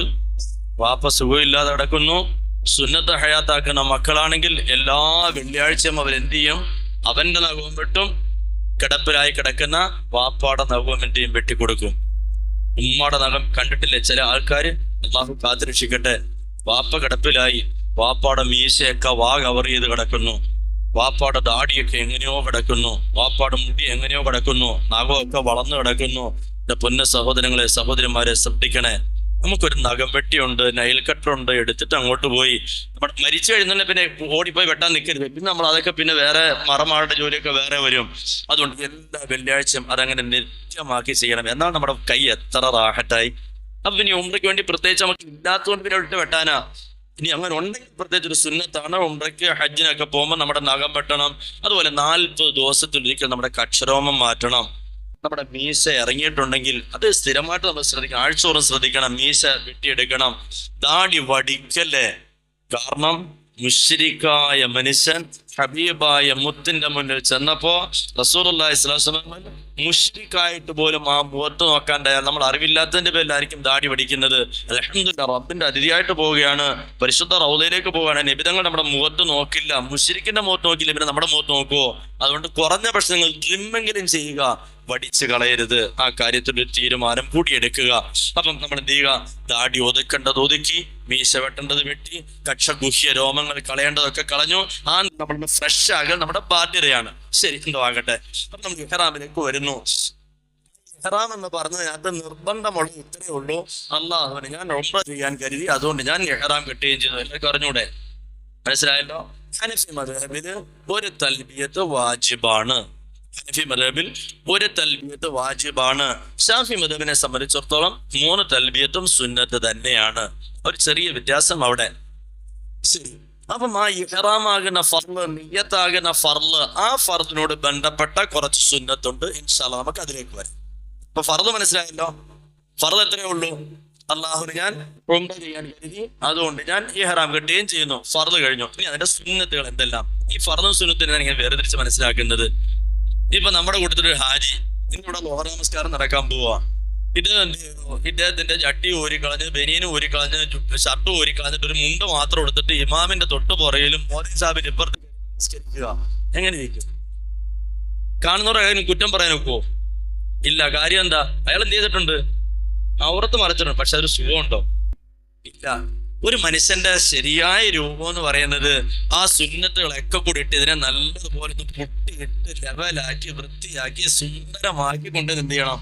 വെക്കുമ്പോഴാണ് അതിനൊരു സുഖമുള്ളത്. അതുകൊണ്ട് തന്നെ ആ ഇഹ്റാമിന്റെ ഫർള് വെച്ചിട്ട് ഇനി നമുക്ക് എന്ത് ചെയ്യാം? കവർ ചെയ്യാം സുന്നത്തുണ്ട്. ആ ഇഹ്റാമിന്റെ സുന്നത്തിലേക്ക് വരുന്ന കാര്യമാണ് നേരത്തെ നമ്മൾ പറഞ്ഞത്. എന്ത്? ഈ പറഞ്ഞത് നഖം, മുടി പോലുള്ള കാര്യങ്ങളുണ്ടെങ്കിൽ അതൊക്കെ എന്ത് ചെയ്തു? ഗുഹ്യഭാഗത്ത് കക്ഷത്തിൻ്റെത്, മീശ വെട്ടേണ്ടത് വെട്ടി, അങ്ങനെ എല്ലാം ക്ലിയറാക്കി, നഖമൊക്കെ എല്ലാം ക്ലിയറാക്കി. ക്ലിയർ ആക്കിയിട്ട് അടുത്ത സുന്നത്താണ് ഇഹ്റാമിന്റെ സുന്നത്തായ കുളി. ഇഹ്റാമിന്റെ സുന്നത്തായ കുളി. അപ്പൊ നഖംമുടി വെട്ടൽ 1, 2 ഈ സുന്നത്തായ കുളി നിർവഹിക്കുക. സാധാ കുളി തന്നെയാണത്, ഹജ്ജിനും ഇതുപോലെ ഉണ്ട്. അപ്പൊ രണ്ടും നമ്മൾ ഇവിടുന്ന് ഒന്നിച്ച് മനസ്സിലാക്കി പോവുക. ഇഹ്റാമിന്റെ സുന്നത്തായ കുളി നിർവഹിച്ചു. അത് സർക്കാരിൽ പോകുന്നവരെ സംബന്ധിച്ചിടത്തോളം നിങ്ങൾക്ക് നെടുമ്പാശ്ശേരിയിൽ അതിന്റെ സൗകര്യമുണ്ട്, അല്ലെങ്കിൽ എവിടെയാണോ പോകുന്ന സ്ഥലത്ത് നിങ്ങളുടെ ഹജ്ജ് ക്യാമ്പിൽ സൗകര്യമുണ്ട്. പ്രൈവറ്റിൽ പോകുന്നവരെ സംബന്ധിച്ചിടത്തോളം ഒരു വീട്ടിൽ നിന്ന് തന്നെ ഇഹ്റാമിന്റെ സുന്നത്തായ കുളി നിർവഹിച്ചിട്ടാണ് പോകേണ്ടത്. അപ്പം ഇഹ്റാമിന്റെ സുന്നത്തായ കുളി നമ്മൾ നിർവഹിക്കുക. പ്രത്യേകിച്ചൊന്നുമില്ല, ഇഹ്റാമിന്റെ സുന്നത്തായ കുളി ഞാൻ നിർവഹിക്കുന്നു നിയ്യത്ത് ചെയ്തുകൊണ്ട് നമ്മളൊന്ന് കുളിക്കുന്നു. ആ കുളി അങ്ങ് റാഹത്താക്കി നടത്തി ആ കുളി കഴിഞ്ഞതോടെ നമ്മുടെ പുറം വൃത്തിയായി. പക്ഷേ നേരത്തെ പറഞ്ഞ നോട്ടസ്ഥലമുണ്ട്. ഏതാ നോട്ടസ്ഥലം? ഏതാ? കൽബ്. ഇത് കഴുകാൻ വല്ല പണിയുണ്ടോ? ഏത് പവർ വാഷ് വെച്ച് അടിച്ചാലും അതിനുള്ളോട്ട് നീങ്ങില്ല, കേറില്ല. അതുകൊണ്ട് കുളിക്ക് ശേഷം ഒരു ദുആ സുന്നത്തുണ്ട്. കുളിക്ക് ശേഷമുള്ള ദുആ ആർക്കെങ്കിലും പറയാമോ? വുളുവിന് ശേഷമുള്ള ആ ദുആ തന്നെയാണ് ഏതിന്റെ ദുആ? കുളിയുടെ ശേഷമുള്ള ദുആ. ആ ദുആയ്ക്കകത്ത് എങ്ങനെയാ കഴുകുന്ന? ആ സോപ്പ് കണ്ടിട്ടുണ്ടോ? ആര് പറയുന്നു അശ്ഹദു അല്ലാ ഇലാഹ ഇല്ലല്ലാഹു വഹ്ദഹു ലാ ശരീക ലഹു വഅശ്ഹദു അന്ന മുഹമ്മദൻ അബ്ദുഹു വറസൂലുഹു. അല്ലാഹുവിനോട് പറയാണ് കയ്യും കണ്ണും ഉയർത്തിക്കൊണ്ട്, ഞാൻ ആരാ? മുസ്ലിമാ റബ്ബേ. അതല്ലേ ഷഹാദത്ത് പറഞ്ഞത്? ഞാൻ മുസ്ലിമാണ്, അതുകൊണ്ട് ഞാൻ നിന്നോട് പറയുക. എന്താ അടുത്ത പറഞ്ഞത്? അല്ലാഹുമ്മ ജഅൽനി മിനത് തവ്വാബീൻ. എന്താ തവ്വാബ്? തൗബ. അല്ലാഹുവേ, തൗബ ചെയ്ത് മടങ്ങി നീ സ്വീകരിച്ചവരുടെ കൂട്ടത്തിലേക്ക് എന്നെ നീ ആക്കണേ റബ്ബേ. അപ്പൊ അതോടെ എന്തായി? കൽബ് കഴുകി. അപ്പൊ തൗബ ചെയ്ത് അള്ളാഹുവിന്റെ മുമ്പിൽ സ്വീകരിക്കപ്പെട്ടവനായി കഴിഞ്ഞപ്പോ അവിടെ നിർത്തല്ലേ, ആ സ്റ്റെപ്പ് കയറി നിന്നു. ക്ലിയർ ആയപ്പോ നമ്മൾ അടുത്ത പടിയിലേക്ക് ചാടുക. അവിടെ എന്ത് പറഞ്ഞു? അടുത്തത് അടുത്തത് എന്താ പറഞ്ഞത്? തൗബ സ്വീകരിച്ചപ്പോൾ ഞാൻ ആരായി? ക്ലീനായി. ഇപ്പൊ ഞാൻ ആരായി? മുത്തതഹിർ എന്ന് പറഞ്ഞാൽ തഹൂർ, ശുദ്ധി. അല്ലാഹുവേ, പരിശുദ്ധനാക്കണേ റബ്ബേ. മനസ്സിലായോ? തോളിങ്ങനെ കൈ ചെയ്ത് കാണിച്ചു കൊടുത്തതാ. അപ്പോഴത്തേക്ക് എവിടെ ചാടിക്കറി? കൈ ചാടിക്കറിയപ്പോ എന്ത് ചെയ്തു? തോളി ചാടിക്കറിയപ്പോ എവിടെ ആയി? ആലോചിച്ച് നോക്കി. ആ പരിശുദ്ധരായ നിന്റെ അടിമകളിലേക്ക് എന്നെ നീ ആക്കണേ റബ്ബേ. ഉടൻ അവിടുന്ന് അടുത്ത ചാട്ടം എങ്ങോട്ടാ? പാലിക്കാം. എന്താ അർത്ഥം? എല്ലാം മലയാളം അല്ലേ? തവ്വാബ് മലയാളം, മുത്തതഹിർ തഹൂർ മലയാളം, സാലിഹീങ്ങളായ നിന്റെ അടിമകളുടെ കൂട്ടത്തിലേക്ക് എന്നെ നീ ആക്കണേ റബ്ബേ. ഓക്കെ ആയി. അഴിക്കേണ്ടി പൂർണ്ണം. അതാണ് കുളിക്ക് ശേഷം ദുആ ചെയ്തപ്പോ നമ്മൾ ആരായി? വൃത്തിയായി. അപ്പൊ ഉള്ളും വൃത്തിയായി, പുറവും വൃത്തിയായി. നമ്മൾ ആരുടെ മുന്നിലേക്ക്? ഉടമസ്ഥന്റെ മുന്നിൽ. നമുക്ക് കുറെ ആവലാതി ഉണ്ട്, അതിന് പറയാൻ പോവുകയാണ്. അതാണ് ഇഹ്റാമിന്റെ 2 റക്അത്ത് സുന്നത്ത് നിസ്കാരം. ഇഹ്റാമിന്റെ സുന്നത്തുകൾ മനസ്സിലായല്ലോ. ആദ്യം കളയേണ്ടതൊക്കെ കളഞ്ഞു, വൃത്തിയാക്കേണ്ടതൊക്കെ വൃത്തിയാക്കി, കുളിച്ചു. കുളിക്ക് ശേഷം ദുആ ചെയ്തു. അടുത്ത പരിപാടി എന്തായി? നിസ്കാരം. ഈ നിസ്കാരത്തിനകത്താണ് നേരത്തെ പറഞ്ഞതുപോലെ കൊടുക്കേണ്ടതൊക്കെ കൊടുത്തു കൊണ്ടുപോകണം. ആദ്യമേ കരാർ ചെയ്തു. എങ്ങനെ? ഇന്ന സലാത്തി വനുസുകി വമഹിയായ വമമാതി ലില്ലാഹി റബ്ബിൽ ആലമീൻ. ഒരിക്കലും കള്ളവാ പറയുന്നത്. അതുകൊണ്ട് നീ ഇൻഷാ അല്ലാഹ് കള്ളം പറയരുത്. എന്നാ പിന്നെ പറച്ചിൽ ഒഴിവാക്കലല്ല, പറച്ചിൽ സത്യമാക്കുക. എന്റെ നിസ്കാരം, എന്റെ നുസുക്കി, എന്റെ എല്ലാ ഇബാദത്ത്, ഹജ്ജ്, ഉംറ എല്ലാം, വമഹിയായ എന്റെ ജീവിതം, വമമാതി എന്റെ മരണം എല്ലാം ആർക്കാ? ലില്ലാഹി റബ്ബിൽ ആലമീൻ. എന്റെ റബ്ബിന്റെ പൊരുത്തത്തിനാണ് ഞാൻ ചെയ്യുന്നത്. പറയുന്നത് സത്യമാണ് എന്ന് ബോധ്യം നമ്മൾ വരുത്തുക. അങ്ങനെ അള്ളാഹുവിനോട് പിന്നെ പറയുന്നത് എങ്ങനെ? അവസാനം പറഞ്ഞ വാക്കുണ്ട് എങ്ങനെ? ഞാൻ മുസ്ലിമാ റബ്ബേ, നിനക്ക് വിശ്വസിക്കാം. അള്ളാഹുവിനോട് പറയുകയാണ്, ഞാൻ ആരാ? മുസ്ലിമേ, ഞാൻ ആരാ? മുസ്ലിമാ റബ്ബേ, ഞാൻ പറയുന്നത് നിനക്ക് വിശ്വസിക്കാം. ആദ്യം പറഞ്ഞൊരു വാക്കിനകത്ത് പറയുന്നുണ്ട്, വമാ അന മിനൽ മുശ്രിക്, ഞാൻ മുശ്രിക് അല്ല പടച്ചോനെ, നിനക്ക് എന്നെ വിശ്വസിക്കാം. അവസാനം പറഞ്ഞത് അനമിനൽ മുസ്ലിം, ഞാൻ മുസ്ലിം തന്നെ റബ്ബേ, നിനക്ക് എന്നെ വിശ്വസിക്കാം. ക്ലിയർ ആയിട്ട് പ്രത്യേകിച്ച് സിറാത്തുൽ മുസ്തഖീം പറഞ്ഞപ്പോ അള്ളാഹുവേ നേരായ വഴിയിലൂടെ എന്നെ നീ നയിക്കണേ റബ്ബേ. ആദ്യത്തിൽ അൽഹംദുലില്ലാ പറയുമ്പോ അൽഹംദുലില്ലാഹി റബ്ബിൽ ആലമീൻ. ഒരു വെള്ളത്തിൽ കലങ്ങിപ്പോകുന്ന ഒരു വസ്തുവിൽ നിന്ന് ഉമ്മാടെ ഗർഭാശയത്തിലാക്കി ഒരു ടാബ്ലറ്റ് കഴിച്ചാൽ മൂത്രത്തിന്റെ കൂടെ കലങ്ങി ക്ലോസറ്റിലേക്ക് തള്ളിക്കളയുന്ന ആ ഒരു വെറും ദ്രാവക രൂപത്തിൽ അവിടെയുമാക്കി അവിടുന്ന് പൊക്കി എടുത്തിട്ട് 9 മാസം എന്നെ വളർന്ന് 6-ാം മാസം പുറത്തു വന്നാൽ അന്നും മാടമാർഗത്തിൽ പാല്, 8-ാം മാസം പുറത്തു വന്നാൽ അന്നും മാടമാർഗത്തിൽ പാല്, 9-ാം മാസം പുറത്തു വന്നാൽ അന്നും മാടമാർഗത്തിൽ പാല്. ആ നിലയിൽ എന്റെ അണ്ണാക്കു തൊടാതെ പൊക്കിൽ കൊടി വഴി ഭക്ഷണമൊക്കെ തന്ന് റാഹത്താക്കിയ അള്ളാഹുവേ, ഇതുവരെ ആക്കിയിട്ടുന്നതിന് അൽഹംദുലില്ലാ. കാണാനറയ്ക്കുന്ന തൊടാനറയ്ക്കുന്ന കോലത്തിൽ നിന്ന് കണ്ടാലെടുത്ത് മുത്തം കൊടുക്കുന്ന അവസ്ഥയിലേക്ക് ആക്കി ഇന്ന് വരെ ആക്കിയ അള്ളാഹുവിനാണ് സർവസ്തുതി. അൽഹംദുലില്ലാ. കേൾക്കുമ്പം അള്ളാഹു പറയണം, എന്റെ അടിമ എന്നെ സ്തുതിച്ചു എന്ന് പറയണമെങ്കിൽ നമ്മുടെ പറച്ചിൽ ഇവിടെ എത്തണം, മുകളിലെത്തണം. ഞാനിപ്പോ അങ്ങോട്ട് പോകുന്ന വഴി ഇങ്ങോട്ട് അസ്സലാമു അലൈക്കും അങ്ങോട്ട് നിങ്ങളാരും എന്നെ മൈൻഡ് ചെയ്യണം. നേരെ മറിച്ച് ഞാൻ നിങ്ങളുടെ മുഖത്ത് നോക്കിയിട്ട് പറയാം അസ്സലാമു അലൈക്കും വറഹ്മത്തുള്ളാഹി എന്ന് പറഞ്ഞാൽ നിങ്ങൾ എന്ത് ചെയ്യും? വഅലൈക്കും അസ്സലാം വറഹ്മത്തുള്ളാഹി. ഞാൻ പറയും അസ്സലാമു അലൈക്കും വറഹ്മത്തുള്ളാഹി, വഅലൈക്കും അസ്സലാം വറഹ്മത്തുള്ളാഹി. ആ ശൈലി മനസ്സിലായോ? ഞാൻ പറഞ്ഞു അസ്സലാമു അലൈക്കും വറഹ്മത്തുള്ളാഹി, നിങ്ങൾ വഅലൈക്കും അസ്സലാം വറഹ്മത്തുള്ളാഹി. എങ്ങനെ തരുമോ അതുപോലെ നമ്മൾ ഉടമസ്ഥനോട് നല്ലതുപോലെ അത് അർപ്പിച്ചാൽ അവൻ മലക്കളോട് പറയും എന്റെ അടിമ എന്നെ സ്തുതിച്ചു. അങ്ങനെ പറഞ്ഞു വരുന്ന രൂപത്തിൽ ഇഹ്റാമിന്റെ 2 റക്അത്ത് സുന്നത്ത് നമസ്കരിക്കുക. നബി തങ്ങളെ മറക്കരുത് സല്ലല്ലാഹു അലൈഹി വസല്ലം. അത്തഹിയാത്തിൽ സൂപ്പർ ചാൻസ് ആണ് അള്ളാഹു തരുന്നത്.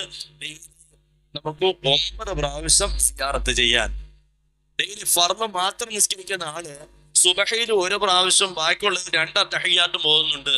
ഓരോ അത്തഹിയാത്തിലും പറയും അസ്സലാമു അലൈക അയ്യുഹൻ നബി വറഹ്മത്തുള്ളാഹി വബറകാതുഹു. അങ്ങയുടെ മേൽ അല്ലാഹുവിന്റെ രക്ഷ ഉണ്ടാകട്ടെ, അവന്റെ റഹ്മത്ത് ഉണ്ടാകട്ടെ, അവന്റെ ബറക്കത്ത് ഉണ്ടാകട്ടെ. ഇത്ര നല്ല സലാമാ.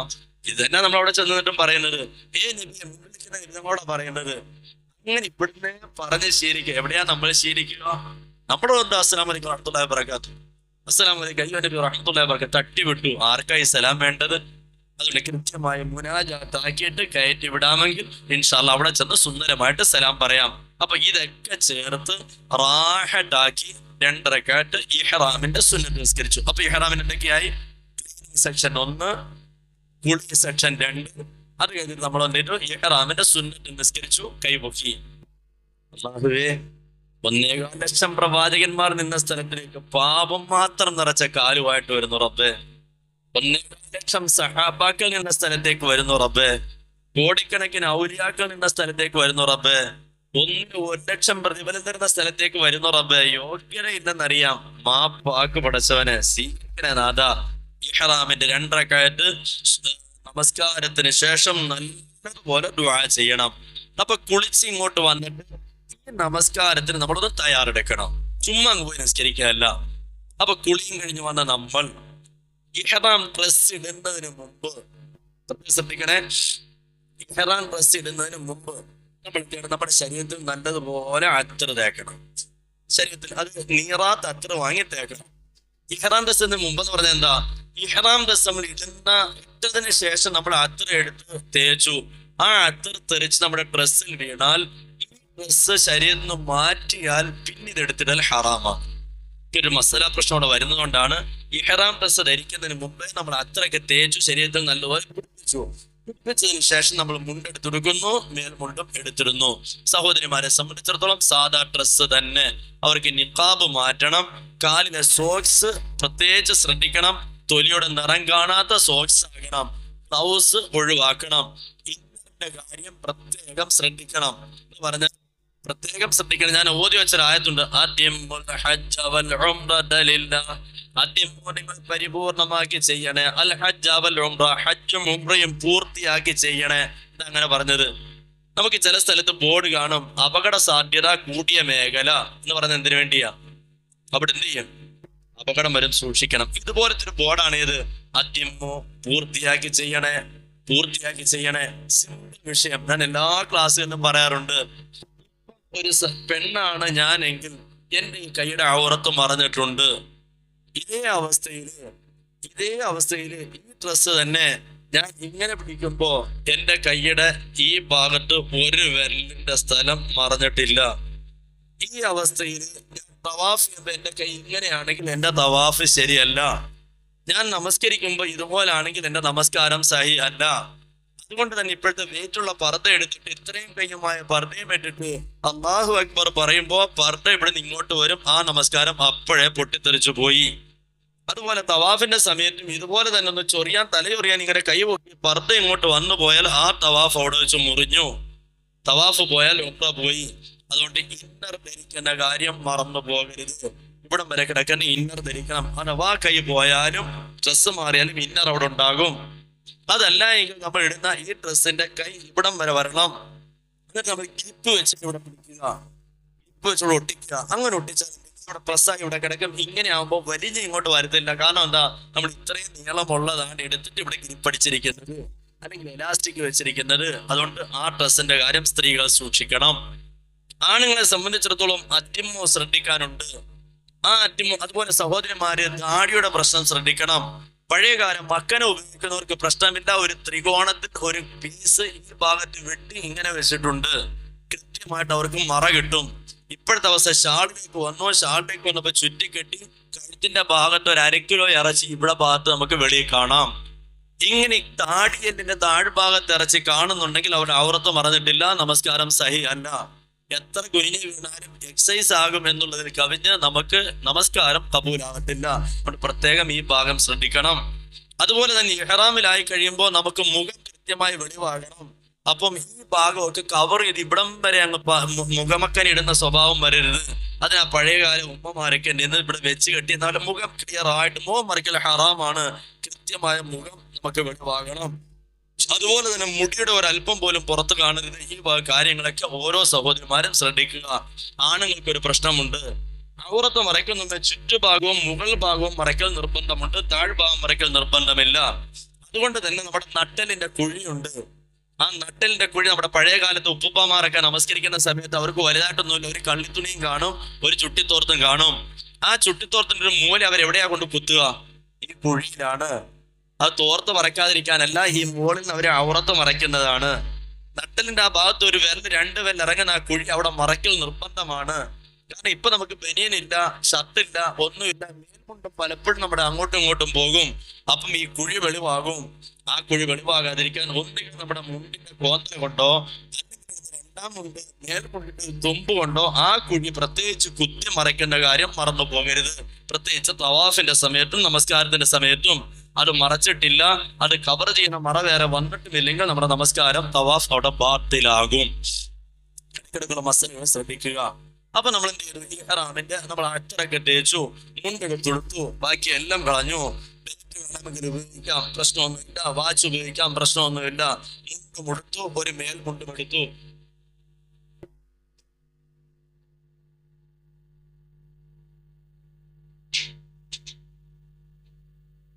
ഒരു മേൽമുണ്ട്. ഈ മേൽമുണ്ട് നമുക്ക് പറഞ്ഞതുപോലെ നമ്മൾ സാധാരണ ഉപയോഗിക്കുന്ന ഷാള് അത് വേണമെങ്കിൽ ഇട്ടേക്കാം. പക്ഷെ ഒരല്പം ചൂടായിരിക്കും. ഇപ്പൊ ചൂട് സീസൺ ആകുന്നതുകൊണ്ട് അത് ഉപയോഗിക്കാൻ ബുദ്ധിമുട്ടുണ്ടെങ്കിൽ നമ്മൾ ഉപയോഗിക്കണ്ട.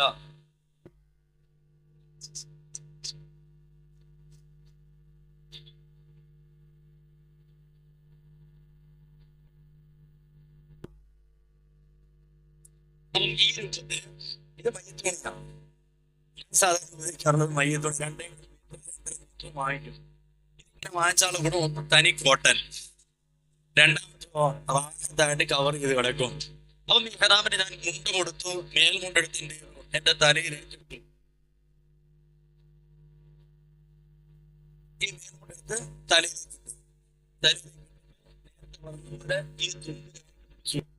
കറക്റ്റ് കൊണ്ടുവന്നു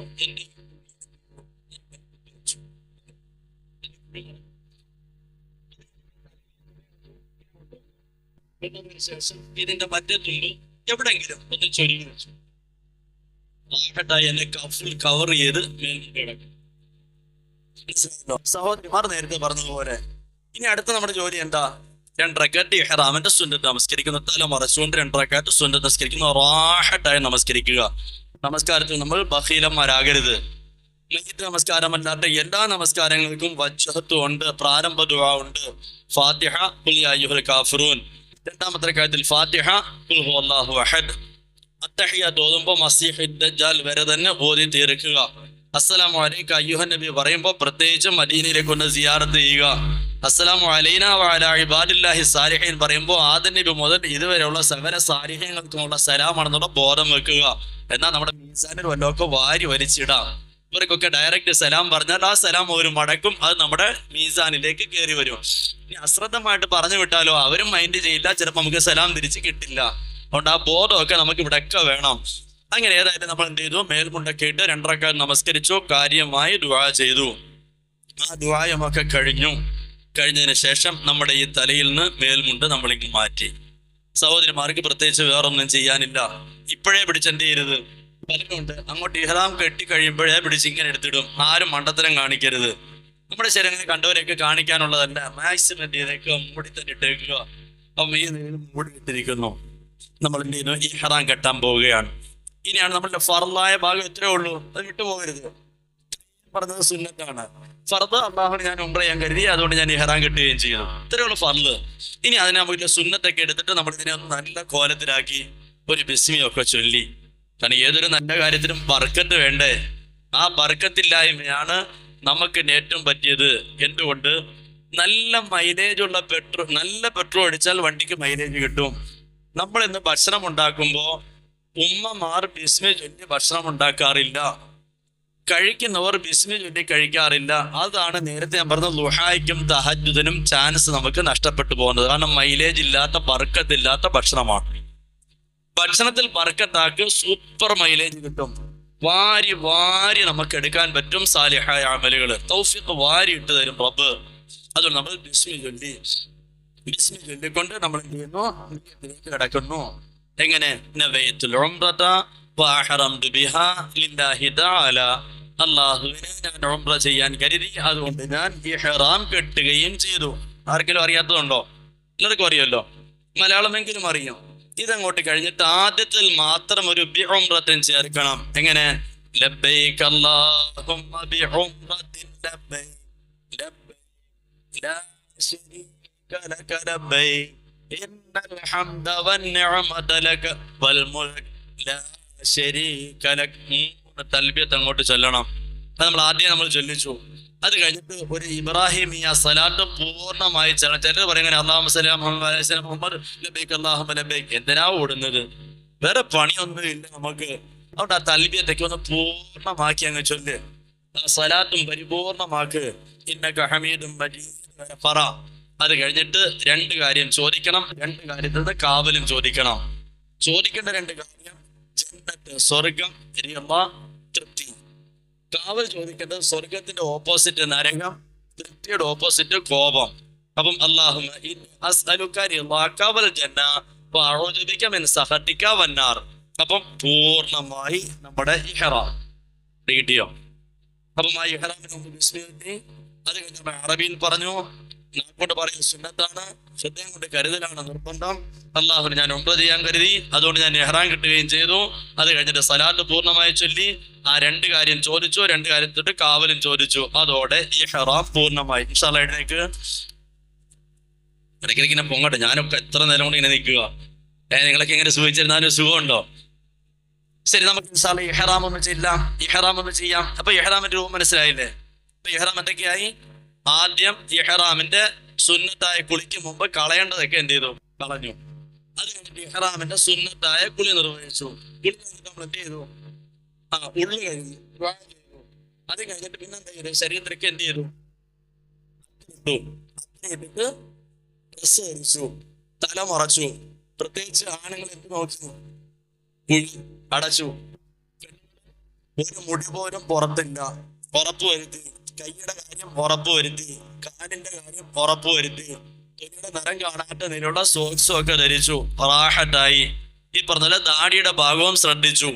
എല്ലാം ക്ലിയർ ആക്കിക്കൊണ്ട് നമ്മൾ എന്ത് ചെയ്യുന്നു? തൽബിയത്തിലേക്ക് കിടക്കുന്നു. നമസ്കരിച്ചു. നമസ്കാരം കഴിഞ്ഞ് ദുആ ചെയ്തു. തൽബിയത്തിലേക്ക്. ഇൻഷാ അല്ലാഹ് നമുക്ക് തൽബിയത്തൊന്ന് പറയാം. അല്ല, നിയ്യത്തൊന്ന് പറയാം, ഇഹ്റാം ഒന്ന് പറയാം. മനസ്സിൽ കരുതരുത്. കരുതാലെന്താവും? ഇഹ്റാം ആയി പോകും. ശരി, സലാം പറഞ്ഞു തരാം. أعوذ بالله من الشيطان الرجيم. إشارة بسم الله الرحمن الرحيم. نبيت العبد وأحرمت بها لله تعالى. അള്ളാഹുവിന് ഞാൻ ഉംറ ചെയ്യാൻ കരുതി, അതുകൊണ്ട് ഞാൻ ഇഹ്റാം കെട്ടുകയും ചെയ്തു. اللهم بعمرة لا شريك لك لبيك إن الحمد والنعمة لك والملك لا شريك لك لبيك اللهم لبيك لبيك لا شريك لك لبيك إن الحمد والنعمة لك والملك لا شريك لك لبيك اللهم لبيك لبيك لا شريك لك لبيك إن الحمد والنعمة لك والملك لا شريك لك.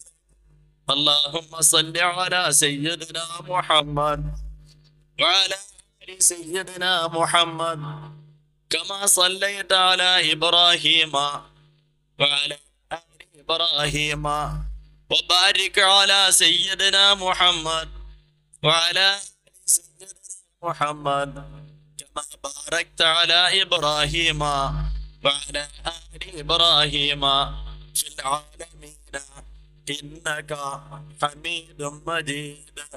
اللهم إني أسألك رضاك والجنة وأعوذ بك من سخطك والنار. അപ്പൊ ഏത് കഴിഞ്ഞു? ഇഹ്റാം കഴിഞ്ഞു. ഇനി കുറച്ച് പ്രശ്നങ്ങളുണ്ട്. ഇഹ്റാമിലായി കഴിഞ്ഞാൽ ഇനി കുറെ കാര്യങ്ങളൊക്കെ ഇങ്ങനെ ഹറാമായി. കുറെ കാര്യങ്ങൾ ഹറാമായി. പുരുഷന്മാർ ഇനി തല മറയ്ക്കാൻ പാടില്ല. പുരുഷന്മാർ തല മറയ്ക്കാൻ പാടില്ല എന്ന് പറഞ്ഞാൽ നിസ്കാരത്തിന്റെ സമയത്തോ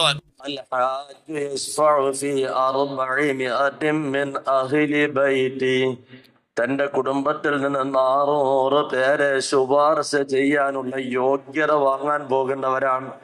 ഒന്നും രണ്ടുമല്ല, നമ്മുടെ കുടുംബത്തിൽ നിന്ന് 400 പേരെ ശുപാർശ ചെയ്ത് സ്വർഗാവകാശിയാകാനുള്ള യോഗ്യത നേടാനുള്ള പോക്കാണ്.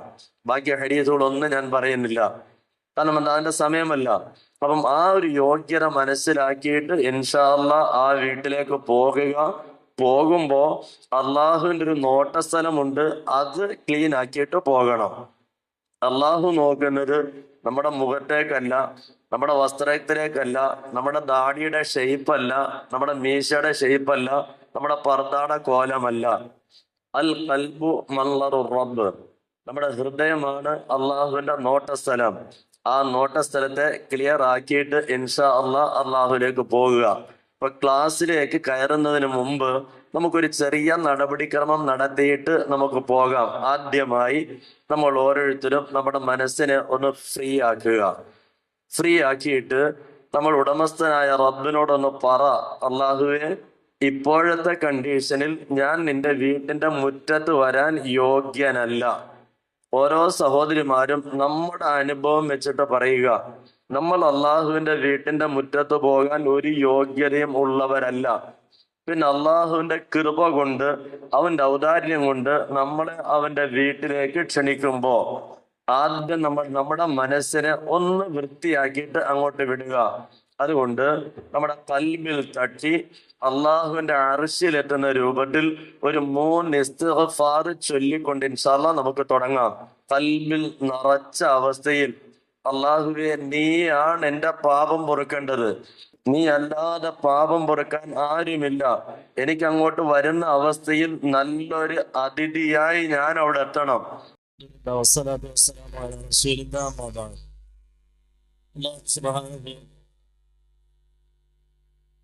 നമ്മളെല്ലാവരെയും കബൂലാക്കുമാറാകട്ടെ, അനുഗ്രഹിക്കുമാറാകട്ടെ. അൽഹംദുലില്ലാഹ്, നമ്മുടെ ഉംറ കഴിഞ്ഞു. എല്ലാവർക്കും മനസ്സിലായല്ലോ? മനസ്സിലായില്ലേ? എന്നാ ഒന്ന് എഴുന്നേറ്റ് നമുക്കൊരു ഉംറ ചെയ്യാം മനസ്സുകൊണ്ട്. ചെയ്തൂടെ? എല്ലാരും തയ്യാറായോ? നമുക്ക് ഇൻഷാ അല്ലാഹ് മനസ്സുകൊണ്ട് ഇപ്പൊ എന്ത് ചെയ്യണം? ഒരു ഉംറ ചെയ്തിട്ട് ഹജ്ജിലേക്ക് കിടക്കാം. നമുക്ക് ഈ യാത്രയുടെ വിഷയം മാറ്റി വെക്കാം. യാത്രയുടെ വേറൊരു അമലാണല്ലോ. അപ്പൊ എല്ലാരും ഒന്ന് കണ്ണടച്ചു, നല്ലതുപോലെ കണ്ണടച്ചു. പറയുമ്പോഴല്ല തുറക്കരുത്, നല്ല മുറുക്കി കണ്ണടച്ചു. ഇൻഷാ അല്ലാഹ് നമ്മുടെ ഉംറയ്ക്ക് 4 അമലാണുള്ളത്. അതിന്റെ കൂടെ നിങ്ങളുടെ മനസ്സുകൊണ്ട് പറഞ്ഞു. ഉംറയ്ക്ക് 4 അമലാണുള്ളത്. ഒന്നാമത്തെ ഇഹ്റാം, 2 തവാഫ്, 3 സഅയ്, 4 മുടി കളയുക. ഇഹ്റാമിന്റെ ഭാഗമായിട്ട് നമ്മൾ ആദ്യമായി നമ്മുടെ ശരീരത്തിൽ നിന്ന് നീക്കേണ്ട മുഴുവൻ കാര്യങ്ങളെയും പരിപൂർണമായി ശരീരത്തിൽ നിന്ന് ഒഴിവാക്കി. കക്ഷ, ഗുഹ്യ, രോമങ്ങൾ, നഖം തുടങ്ങി ഏതെല്ലാം കളയണോ അതെല്ലാം നമ്മൾ കളഞ്ഞു നമ്മുടെ ശരീരത്തെ വൃത്തിയാക്കും. അതിനുശേഷം ഇഹ്റാമിന്റെ സുന്നത്തായ കുളി ഞാൻ നിർവഹിക്കുന്നു എന്ന നിയ്യത്തിൽ നമ്മൾ ഇഹ്റാമിന്റെ സുന്നത്തായ കുളി നിർവഹിച്ചു. തേച്ച് കഴുകി വൃത്തിയാക്കേണ്ട സകല കാര്യങ്ങളും നല്ലതുപോലെ വൃത്തിയാക്കി ഒക്കെ എടുത്തു. അതിനുശേഷം നമ്മൾ പുറത്തേക്ക് വന്നതിന് ശേഷം വുളൂഇന് ശേഷമുള്ള ദുആ, കുളിക്ക് ശേഷം സുന്നത്താണ്. ആ ദുആ ചെയ്തു. നമ്മുടെ ഖൽബും വൃത്തിയാക്കി. اللهم اجعلني من التوابين واجعلني من المتطهرين واجعلني من عبادك الصالحين. നമ്മുടെ ഖൽബൊക്കെ വൃത്തിയായി. അതും കഴിഞ്ഞു. നമ്മുടെ ശരീരത്തിൽ നല്ലതുപോലെ അത്തറൊക്കെ തേച്ചു. സഹോദരിമാർ എണ്ണ ഇടണമെങ്കിൽ തലയിൽ എണ്ണയും ഒക്കെ ഇട്ടു. ആ മുടിയൊക്കെ നല്ലതുപോലെ പിന്നി ചുറ്റി കെട്ടി വൃത്തിയാക്കി ഒരു തുണി ഇട്ട് നമ്മുടെ തലമുടിയെല്ലാം നമ്മൾ നല്ലതുപോലെ കെട്ടി മുറുക്കി റെഡിയാക്കി. അതിനുശേഷം സ്ത്രീകൾ കാലിൽ ഗ്ലൗസ്, സോക്സ് ധരിച്ചു. അങ്ങനെ അവരുടെ ഔറത്തൊക്കെ മറയുന്ന രൂപത്തിൽ നല്ലതുപോലെ ഡ്രസ്സ് ധരിച്ചു. ആണുങ്ങൾ അവരുടെ ഒരു മുണ്ടും ധരിച്ചു, അവരുടെ മേൽമുണ്ടും ധരിച്ചു. പ്രത്യേകിച്ച് നട്ടലിന്റെ കുഴിഭാഗമൊക്കെ അടച്ചു റാഹത്തായി. അതും കഴിഞ്ഞു. നമ്മൾ നമസ്കാരത്തിലേക്ക് വരുന്നു. ഇഹ്റാമിന്റെ 2 റക്അത്ത് സുന്നത്ത്, അള്ളാഹുവിനെ ഞാൻ നമസ്കരിക്കുന്നു എന്ന നിയ്യത്തിൽ നമ്മൾ ഇഹ്റാമിന്റെ 2 റക്അത്ത് സുന്നത്ത് നമസ്കരിച്ചു. സുന്നത്ത് നമസ്കാരത്തിൽ വജ്ജഹത്തു നമ്മൾ മറന്നിട്ടില്ല. ഫാത്തിഹ, ഖുൽ യാ അയ്യുഹൽ കാഫിറൂൻ. 2ാമത്തെ റക്അത്തിൽ സൂറത്തുൽ ഫാത്തിഹ, ഖുൽ ഹുവല്ലാഹു അഹദ്. ഇതെല്ലാം ഓതി 2 റക്അത്ത് അത്തഹിയ്യാത്ത് പരിപൂർണമാക്കി അങ്ങനെ നമസ്കരിച്ചതിന് ശേഷം ദുആ ചെയ്തു. ആ ദുആയും കഴിഞ്ഞിട്ട് നമ്മൾ ഇഹ്റാം കെട്ടുകയാണ്. അപ്പം അഊദു ബില്ലാഹി മിനശ് ശൈത്വാനിർ റജീം ബിസ്മില്ലാഹിർ റഹ്മാനിർ റഹീം നബൈതുൽ ഉംറത വഅഹ്റംതു ബിഹാ ലില്ലാഹി തആല.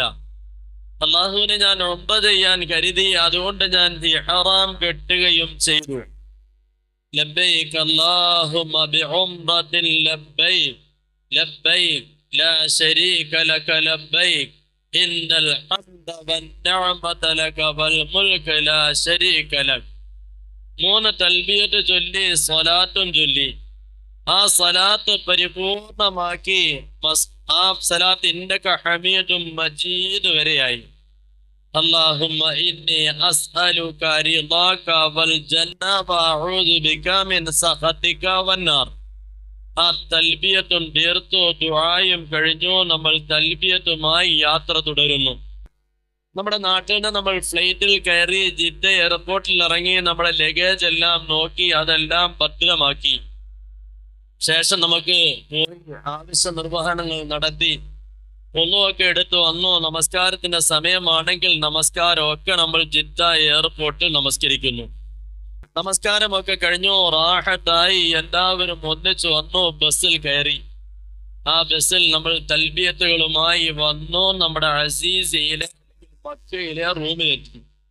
ആ റൂമിൽ വന്നു. നമ്മൾ ഭക്ഷണം കഴിച്ചു, വിശ്രമിച്ചു, റാഹത്തായി. വസ്ത്രം മാറണമെങ്കിൽ മാറി, ഇല്ലെങ്കിൽ നമ്മുടെ ശരീരമൊക്കെ നമ്മൾ വൃത്തിയാക്കി വുളു എടുത്തു. വുളു ഒക്കെ എടുത്തതിന് ശേഷം നമ്മൾ അവിടുന്ന് നേരെ മസ്ജിദുൽ ഹറാമിലേക്ക് തൽബിയത്തുകളുമായി മസ്ജിദുൽ ഹറാമിന്റെ വാതിലിൽ വന്നു. നമ്മുടെ വലതുകാല് വെച്ച് ബിസ്മില്ലാഹി അല്ലാഹുമ്മ വഗ്ഫിർ ലി ദുനൂബി വഫ്തഹ് ലി അബ്വാബ റഹ്മതിക്. അസ്സലാത്തു വസ്സലാമു അലൈക യാ റസൂലല്ലാഹ്. അള്ളാഹുവിന് ഈ പള്ളിയിൽ ഞാൻ ഇഅ്തികാഫിരിക്കാൻ നിയ്യത്ത് ചെയ്തു.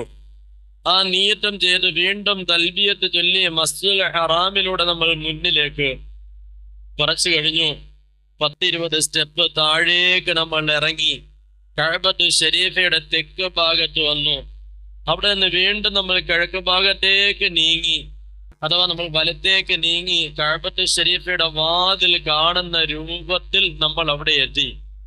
ആ ഭാഗത്ത് എത്തിക്കഴിഞ്ഞപ്പോ അവിടെ വെച്ച് പൂർണ്ണമായിട്ടും കഅബത്തു ശരീഫയുടെ വാതിൽ കാണാൻ പാകമായപ്പോ നമ്മുടെ കണ്ണുകൾ അതുവരെയും തറയിൽ നോക്കി തൽബിയത്ത് ചൊല്ലിയ നമ്മൾ അള്ളാഹുവിന്റെ പരിശുദ്ധ കഅബ, നമ്മുടെ ജീവിതത്തിൽ നമ്മുടെ സകല പാപങ്ങളെയും പൊറുപ്പിച്ച് കളയുന്ന ആ ഒരു നോട്ടം കഅബ ശരീഫിലേക്ക്, ആ ഒരൊറ്റ നോട്ടത്തോടെ നമ്മൾ വിളിക്കുന്നു, ലാ ഇലാഹ ഇല്ലല്ലാഹ്, ലാ ഇലാഹ ഇല്ലല്ലാഹ്, ലാ ഇലാഹ ഇല്ലല്ലാഹ്, അല്ലാഹു അക്ബർ, ലാ ഇലാഹ ഇല്ലല്ലാഹ് വഹ്ദഹു ലാ ശരീക ലഹ്, ലഹുൽ മുൽക്കു വലഹുൽ ഹംദു യുഹ്യി വയുമീത് വഹുവ അലാ കുല്ലി ശൈഇൻ ഖദീർ. ശേഷം നമ്മൾ എപ്പോൾ ദുആ ചെയ്താലും എവിടെ ദുആ ചെയ്താലും അല്ലാഹു അത് ഖബൂലിയത്തിന്റെ ഇടമാക്കണേ എന്നുള്ള ദുആയോടുകൂടി നമ്മൾ ഹംദും സ്വലാത്തും ചൊല്ലിയിട്ട് ദുആ തുടങ്ങുന്നു. നമ്മുടെ എല്ലാ ദുആകളും ആവശ്യമുള്ളതെല്ലാം ചോദിച്ചു അവസാനം വസല്ലല്ലാഹു അലാ സയ്യിദിനാ മുഹമ്മദ് വആലിഹി വസഹ്ബിഹി അജ്മഈൻ വൽഹംദുലില്ലാഹി റബ്ബിൽ ആലമീൻ. ദുആ കഴിഞ്ഞു.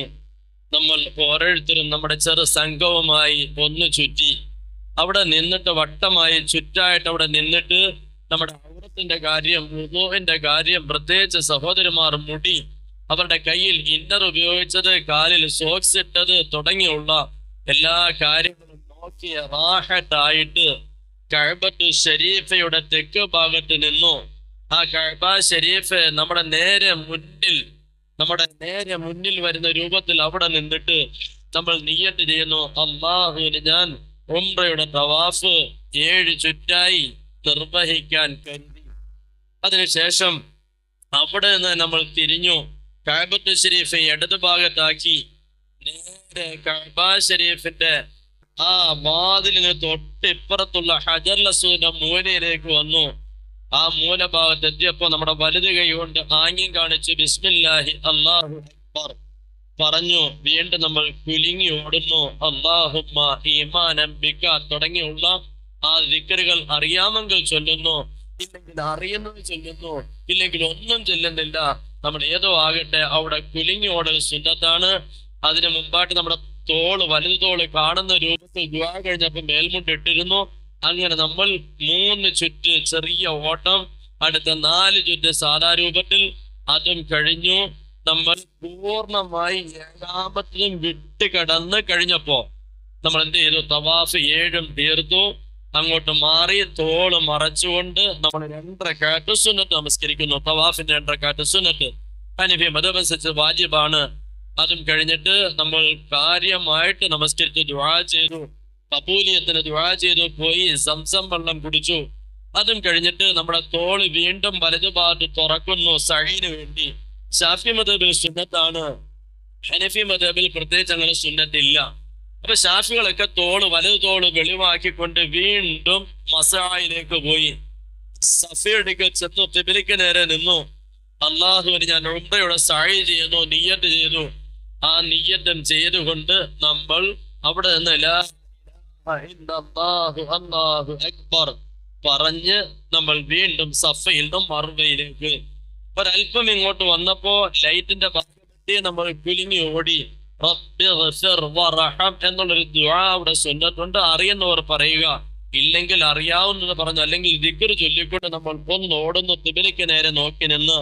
അങ്ങനെ ആ ലൈറ്റിന്റെ ഭാഗം കഴിഞ്ഞു. പിന്നെ നമ്മൾ നടക്കുന്നു, മർവയിലെത്തി.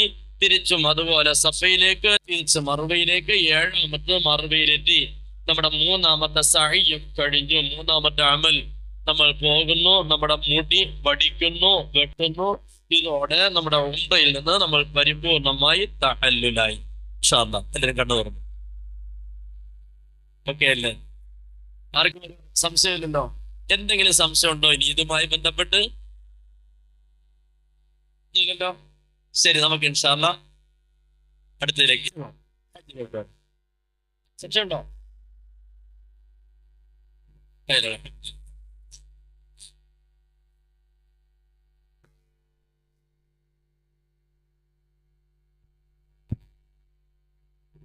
ഇനി നമ്മൾ എന്ത് ചെയ്യുക? അടുത്ത ഹജ്ജിലേക്ക് കിടക്കുകയാണ്. ഹജ്ജ് എന്ന് പറഞ്ഞാൽ എത്ര ദിവസമാണ്? മാക്സിമം പോയാൽ 6, വേണമെങ്കിൽ മാക്സിമം പോയാൽ ഹജ്ജ് എത്ര ദിവസം? 6 ദിവസം. ചുരുക്കിയാല് 4 കൊണ്ടും അഡ്ജസ്റ്റ് ചെയ്യാം. ഈ 4 ദിവസം കൊണ്ടാണ് നമ്മൾ ആരായി മാറുന്നത്? കുടുംബത്തിലെ 400 പേരെ ശുപാർശ ചെയ്യാൻ യോഗ്യതയുള്ള ഒരു സർട്ടിഫിക്കറ്റ് ഉടമയായിട്ട് തിരിച്ചു വരുന്നത്. നേടണം, പോട്ട് കരയില്ല.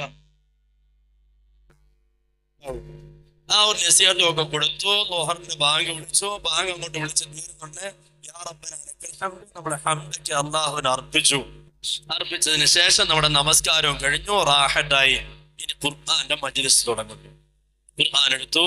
സൂറത്തുൽ ഫാത്തിഹ, ബഖറയുടെ ആദ്യം, ആയത്തുൽ കുർസി, ആമന റസൂലു, അറിയാമെങ്കിൽ ഷഹീദല്ലാഹ്, മാലിക്കുൽ മുൽക്ക്, അങ്ങനെ ഓതി വന്ന വഴിയിൽ നമ്മൾ സൂറത്തു സജദ, സൂറത്തു യാസീൻ, സൂറത്തുൽ വാഖിഅ, അങ്ങനെ നമുക്കറിയാം സൂറത്തു ദുഖാൻ തുടങ്ങിയുള്ള സൂറത്തുൽ ഹശർ അടിവരയിട്ട് വെക്കുക. ഹശർ കഴിവിന്റെ പരമാവധി ഓതണം.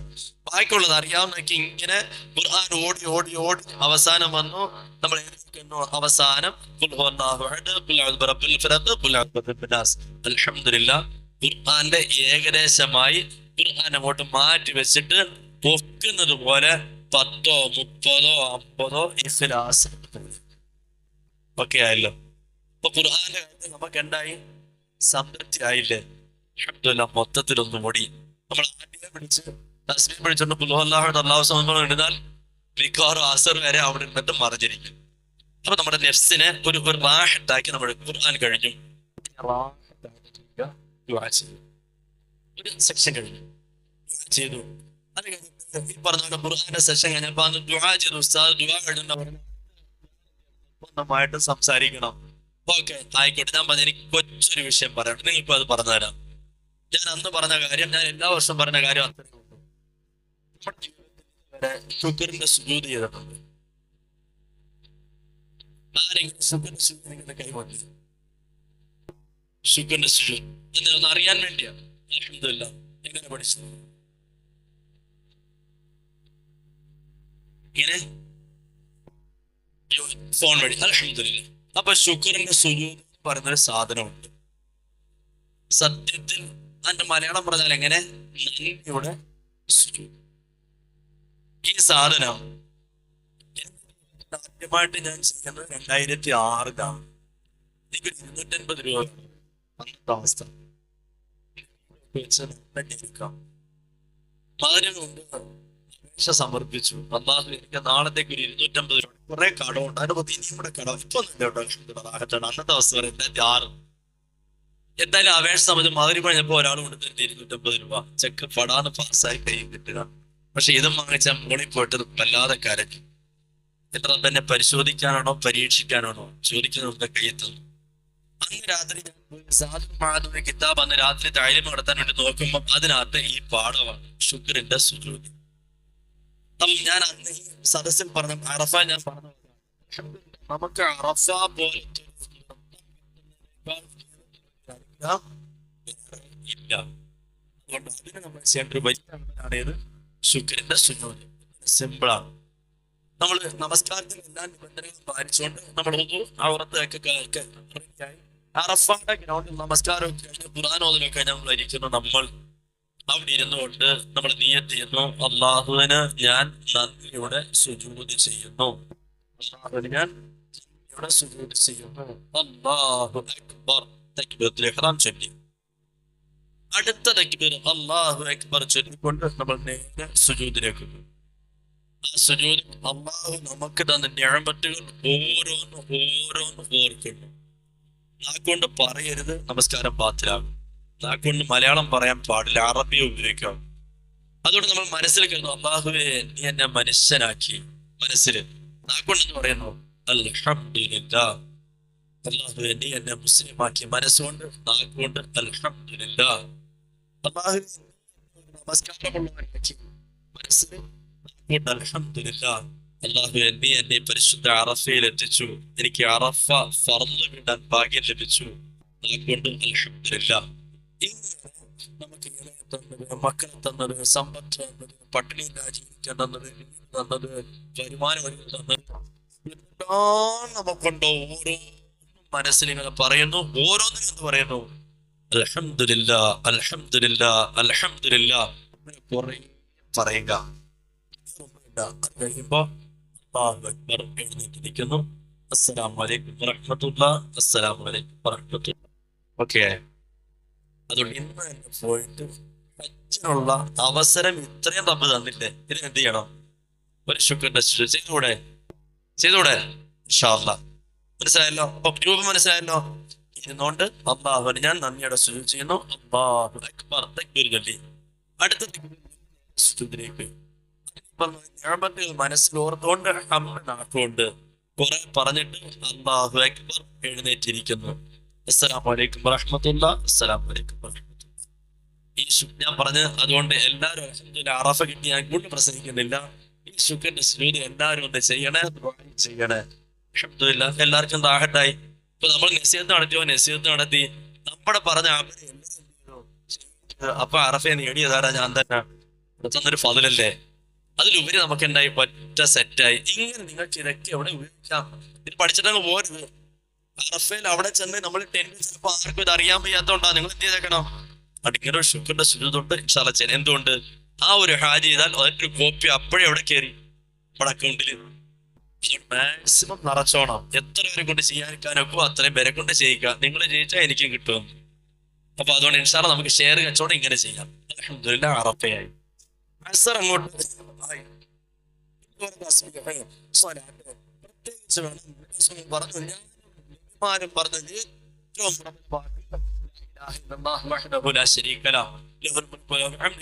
അപ്പം ആ ദിക്റും ഒരു 100 എണ്ണം ചെല്ലാൻ പഠിക്കരുത്. അപ്പൊ സ്പെഷ്യൽ പറഞ്ഞ സൂറത്തുൽ ഹശ്ർ, ഖുൽ ഹുവല്ലാഹു അഹദ്, ലാ ഇലാഹ ഇല്ലല്ലാഹു വഹ്ദഹു ലാ ശരീക ലഹു. പിന്നെ എന്തൊക്കെ അറിയാമോ അതൊക്കെ ചെയ്യുക. അസർ കഴിഞ്ഞു, അസറിന്റെ സമയം എത്തി. അപ്പോ നമുക്ക് വെയിലൊന്ന് താഴും. മരച്ചോട്ടിലല്ല, വെയിൽ കൊള്ളുന്ന ഭാഗത്തേക്ക് ബുദ്ധിമുട്ടില്ലെങ്കിൽ നമ്മൾ നീങ്ങുക. ഉണ്ടെങ്കിൽ അവരെ കൂട്ടുക. നമ്മുടെ ഉമ്മ വാപ്പ ആരാണോ ഉള്ളവർ ഒന്നിച്ചങ്ങോട്ട് മാറി അവിടെ നിന്നിട്ട് ആദ്യം നമുക്ക് വേണ്ടി ദുആകൾ ചെയ്യുക. നമ്മുടെ കൂട്ടത്തിൽ ഒരാളൊന്ന് ദുആ ചെയ്യുക, ബാക്കിയുള്ള പറയുക. അങ്ങനെ അറഫ കണ്ണിന് കൊണ്ട് ചുഴക്കാർ അറഫയിൽ എന്ത് ചെയ്യരുത്? വരരുത്. ഈ സമയത്ത് അവിടെ അള്ളാഹുവിന്റെ ഒരു ഇടപെടൽ നമുക്ക് കാണാൻ സാധിക്കും.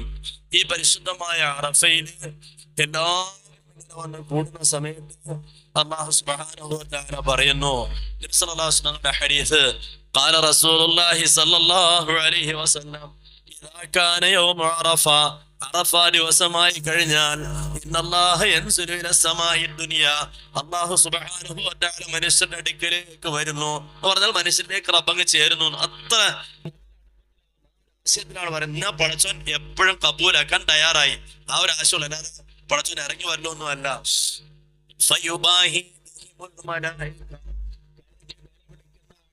നോക്കിയിട്ട് അല്ലാഹു സുബ്ഹാനഹു വ തആല മലക്കുകളോട് വല്ലാത്ത പൊങ്ങച്ചം പറയുന്നു. എങ്ങനെയാ പറയുന്നത്? ഫയഖൂലു ഉൻദുറൂ യാ മലായികതി, നിങ്ങളൊന്ന് നോക്കണേ എന്റെ മലക്കുകളെ, യാ ഇബാദി, എന്റെ അടിമകൾ കൊണ്ട് നോക്ക്. അതൗനി, അവർ എന്റെ അടുക്കൽ ഈ മൈതാനിയിൽ വന്ന് നിൽക്കുന്നത്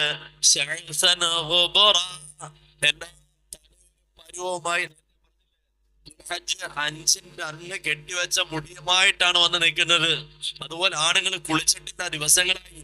അങ്ങനെ വല്ലാത്ത വിയർത്ത അവസ്ഥയിൽ അവരൊക്കെ ഇങ്ങനെ വന്നു. അതൗനി ഒന്ന് പഠിച്ചാൽ കയ്യിൽ ഉരുണ്ട് അഴുക്ക് വരുന്ന രൂപത്തിൽ അവർ വന്ന് നിൽക്കുന്നു. فيقول انظروا إلى عبادي أتوني شعثا غبرا. അത് കഴിഞ്ഞിട്ട് അള്ളാഹുവിന്റെ ആ പരിശുദ്ധമായ വാക്കാണ്, അവരെങ്ങനെ വിദൂരമായ പല വഴികളിൽ നിന്നും അവരിവിടെ എത്തിയവരാണ്. വാക്കാണ് നിങ്ങളെ സാക്ഷി നിർത്തി ഞാൻ പറയുന്നു, അന്നീ ഗഫർതു മൊത്തം മനുഷ്യർക്ക് മാപ്പ് കൊടുത്തിരിക്കുന്നു. മലക്കൊക്കെ സഹിക്കുന്നില്ല. ആ സമയത്ത് മലക്കുകൾ പറയുന്നു,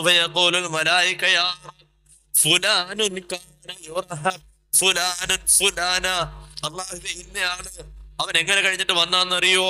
ഇങ്ങോട്ട് വരുന്നതിന് മുമ്പ് അവന്റെ പണി നിനക്കറിയോ റബ്ബേ? അവൻ മദ്യപിച്ചവനാണ്, അവൻ വ്യഭിചരിച്ചവനാണ്, അവൻ പരിശുദ്ധവനാണ്. അല്ലാഹു സുബ്ഹാനഹു വ തആല പറയുന്നു, ഖദ് ഗഫറതു ലഹും, മാപ്പാക്കിയിരിക്കുന്നു. മലക്കുകൾ വീണ്ടും ചോദിക്കുന്നു, അല്ലാഹുവേ ഇന്നാളെ നീ അറിഞ്ഞിട്ടാണോ മാപ്പ് കൊടുക്കുന്നത്? വീണ്ടും അല്ലാഹുവിന്റെ വാക്ക്, അത് ഗഫറതു ലഹും, ഇല്ല ഞാൻ അവരുടെ ഒന്നും നോക്കുന്നില്ല, ഞാൻ എല്ലാം മാപ്പാക്കി വിടുന്നു. പൊന്ന സഹോദരങ്ങളെ സഹോദരിമാരെ, ഈ വാക്ക് കേട്ടിട്ടാകണം ഇൻഷാ അല്ലാഹ് അറഫയിൽ പിരിയാൻ. ഇത് കേൾക്കണമെങ്കിൽ എങ്ങനെ കേൾക്കണം? അങ്ങനെ നമ്മൾ ദുആ ചെയ്യണം.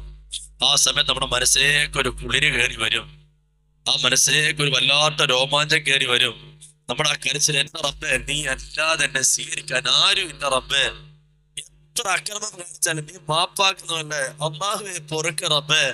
ആ സമയത്ത് നമ്മുടെ മനസ്സിൽ വല്ലാത്തൊരു രോമാഞ്ചം ഉണ്ടാകും.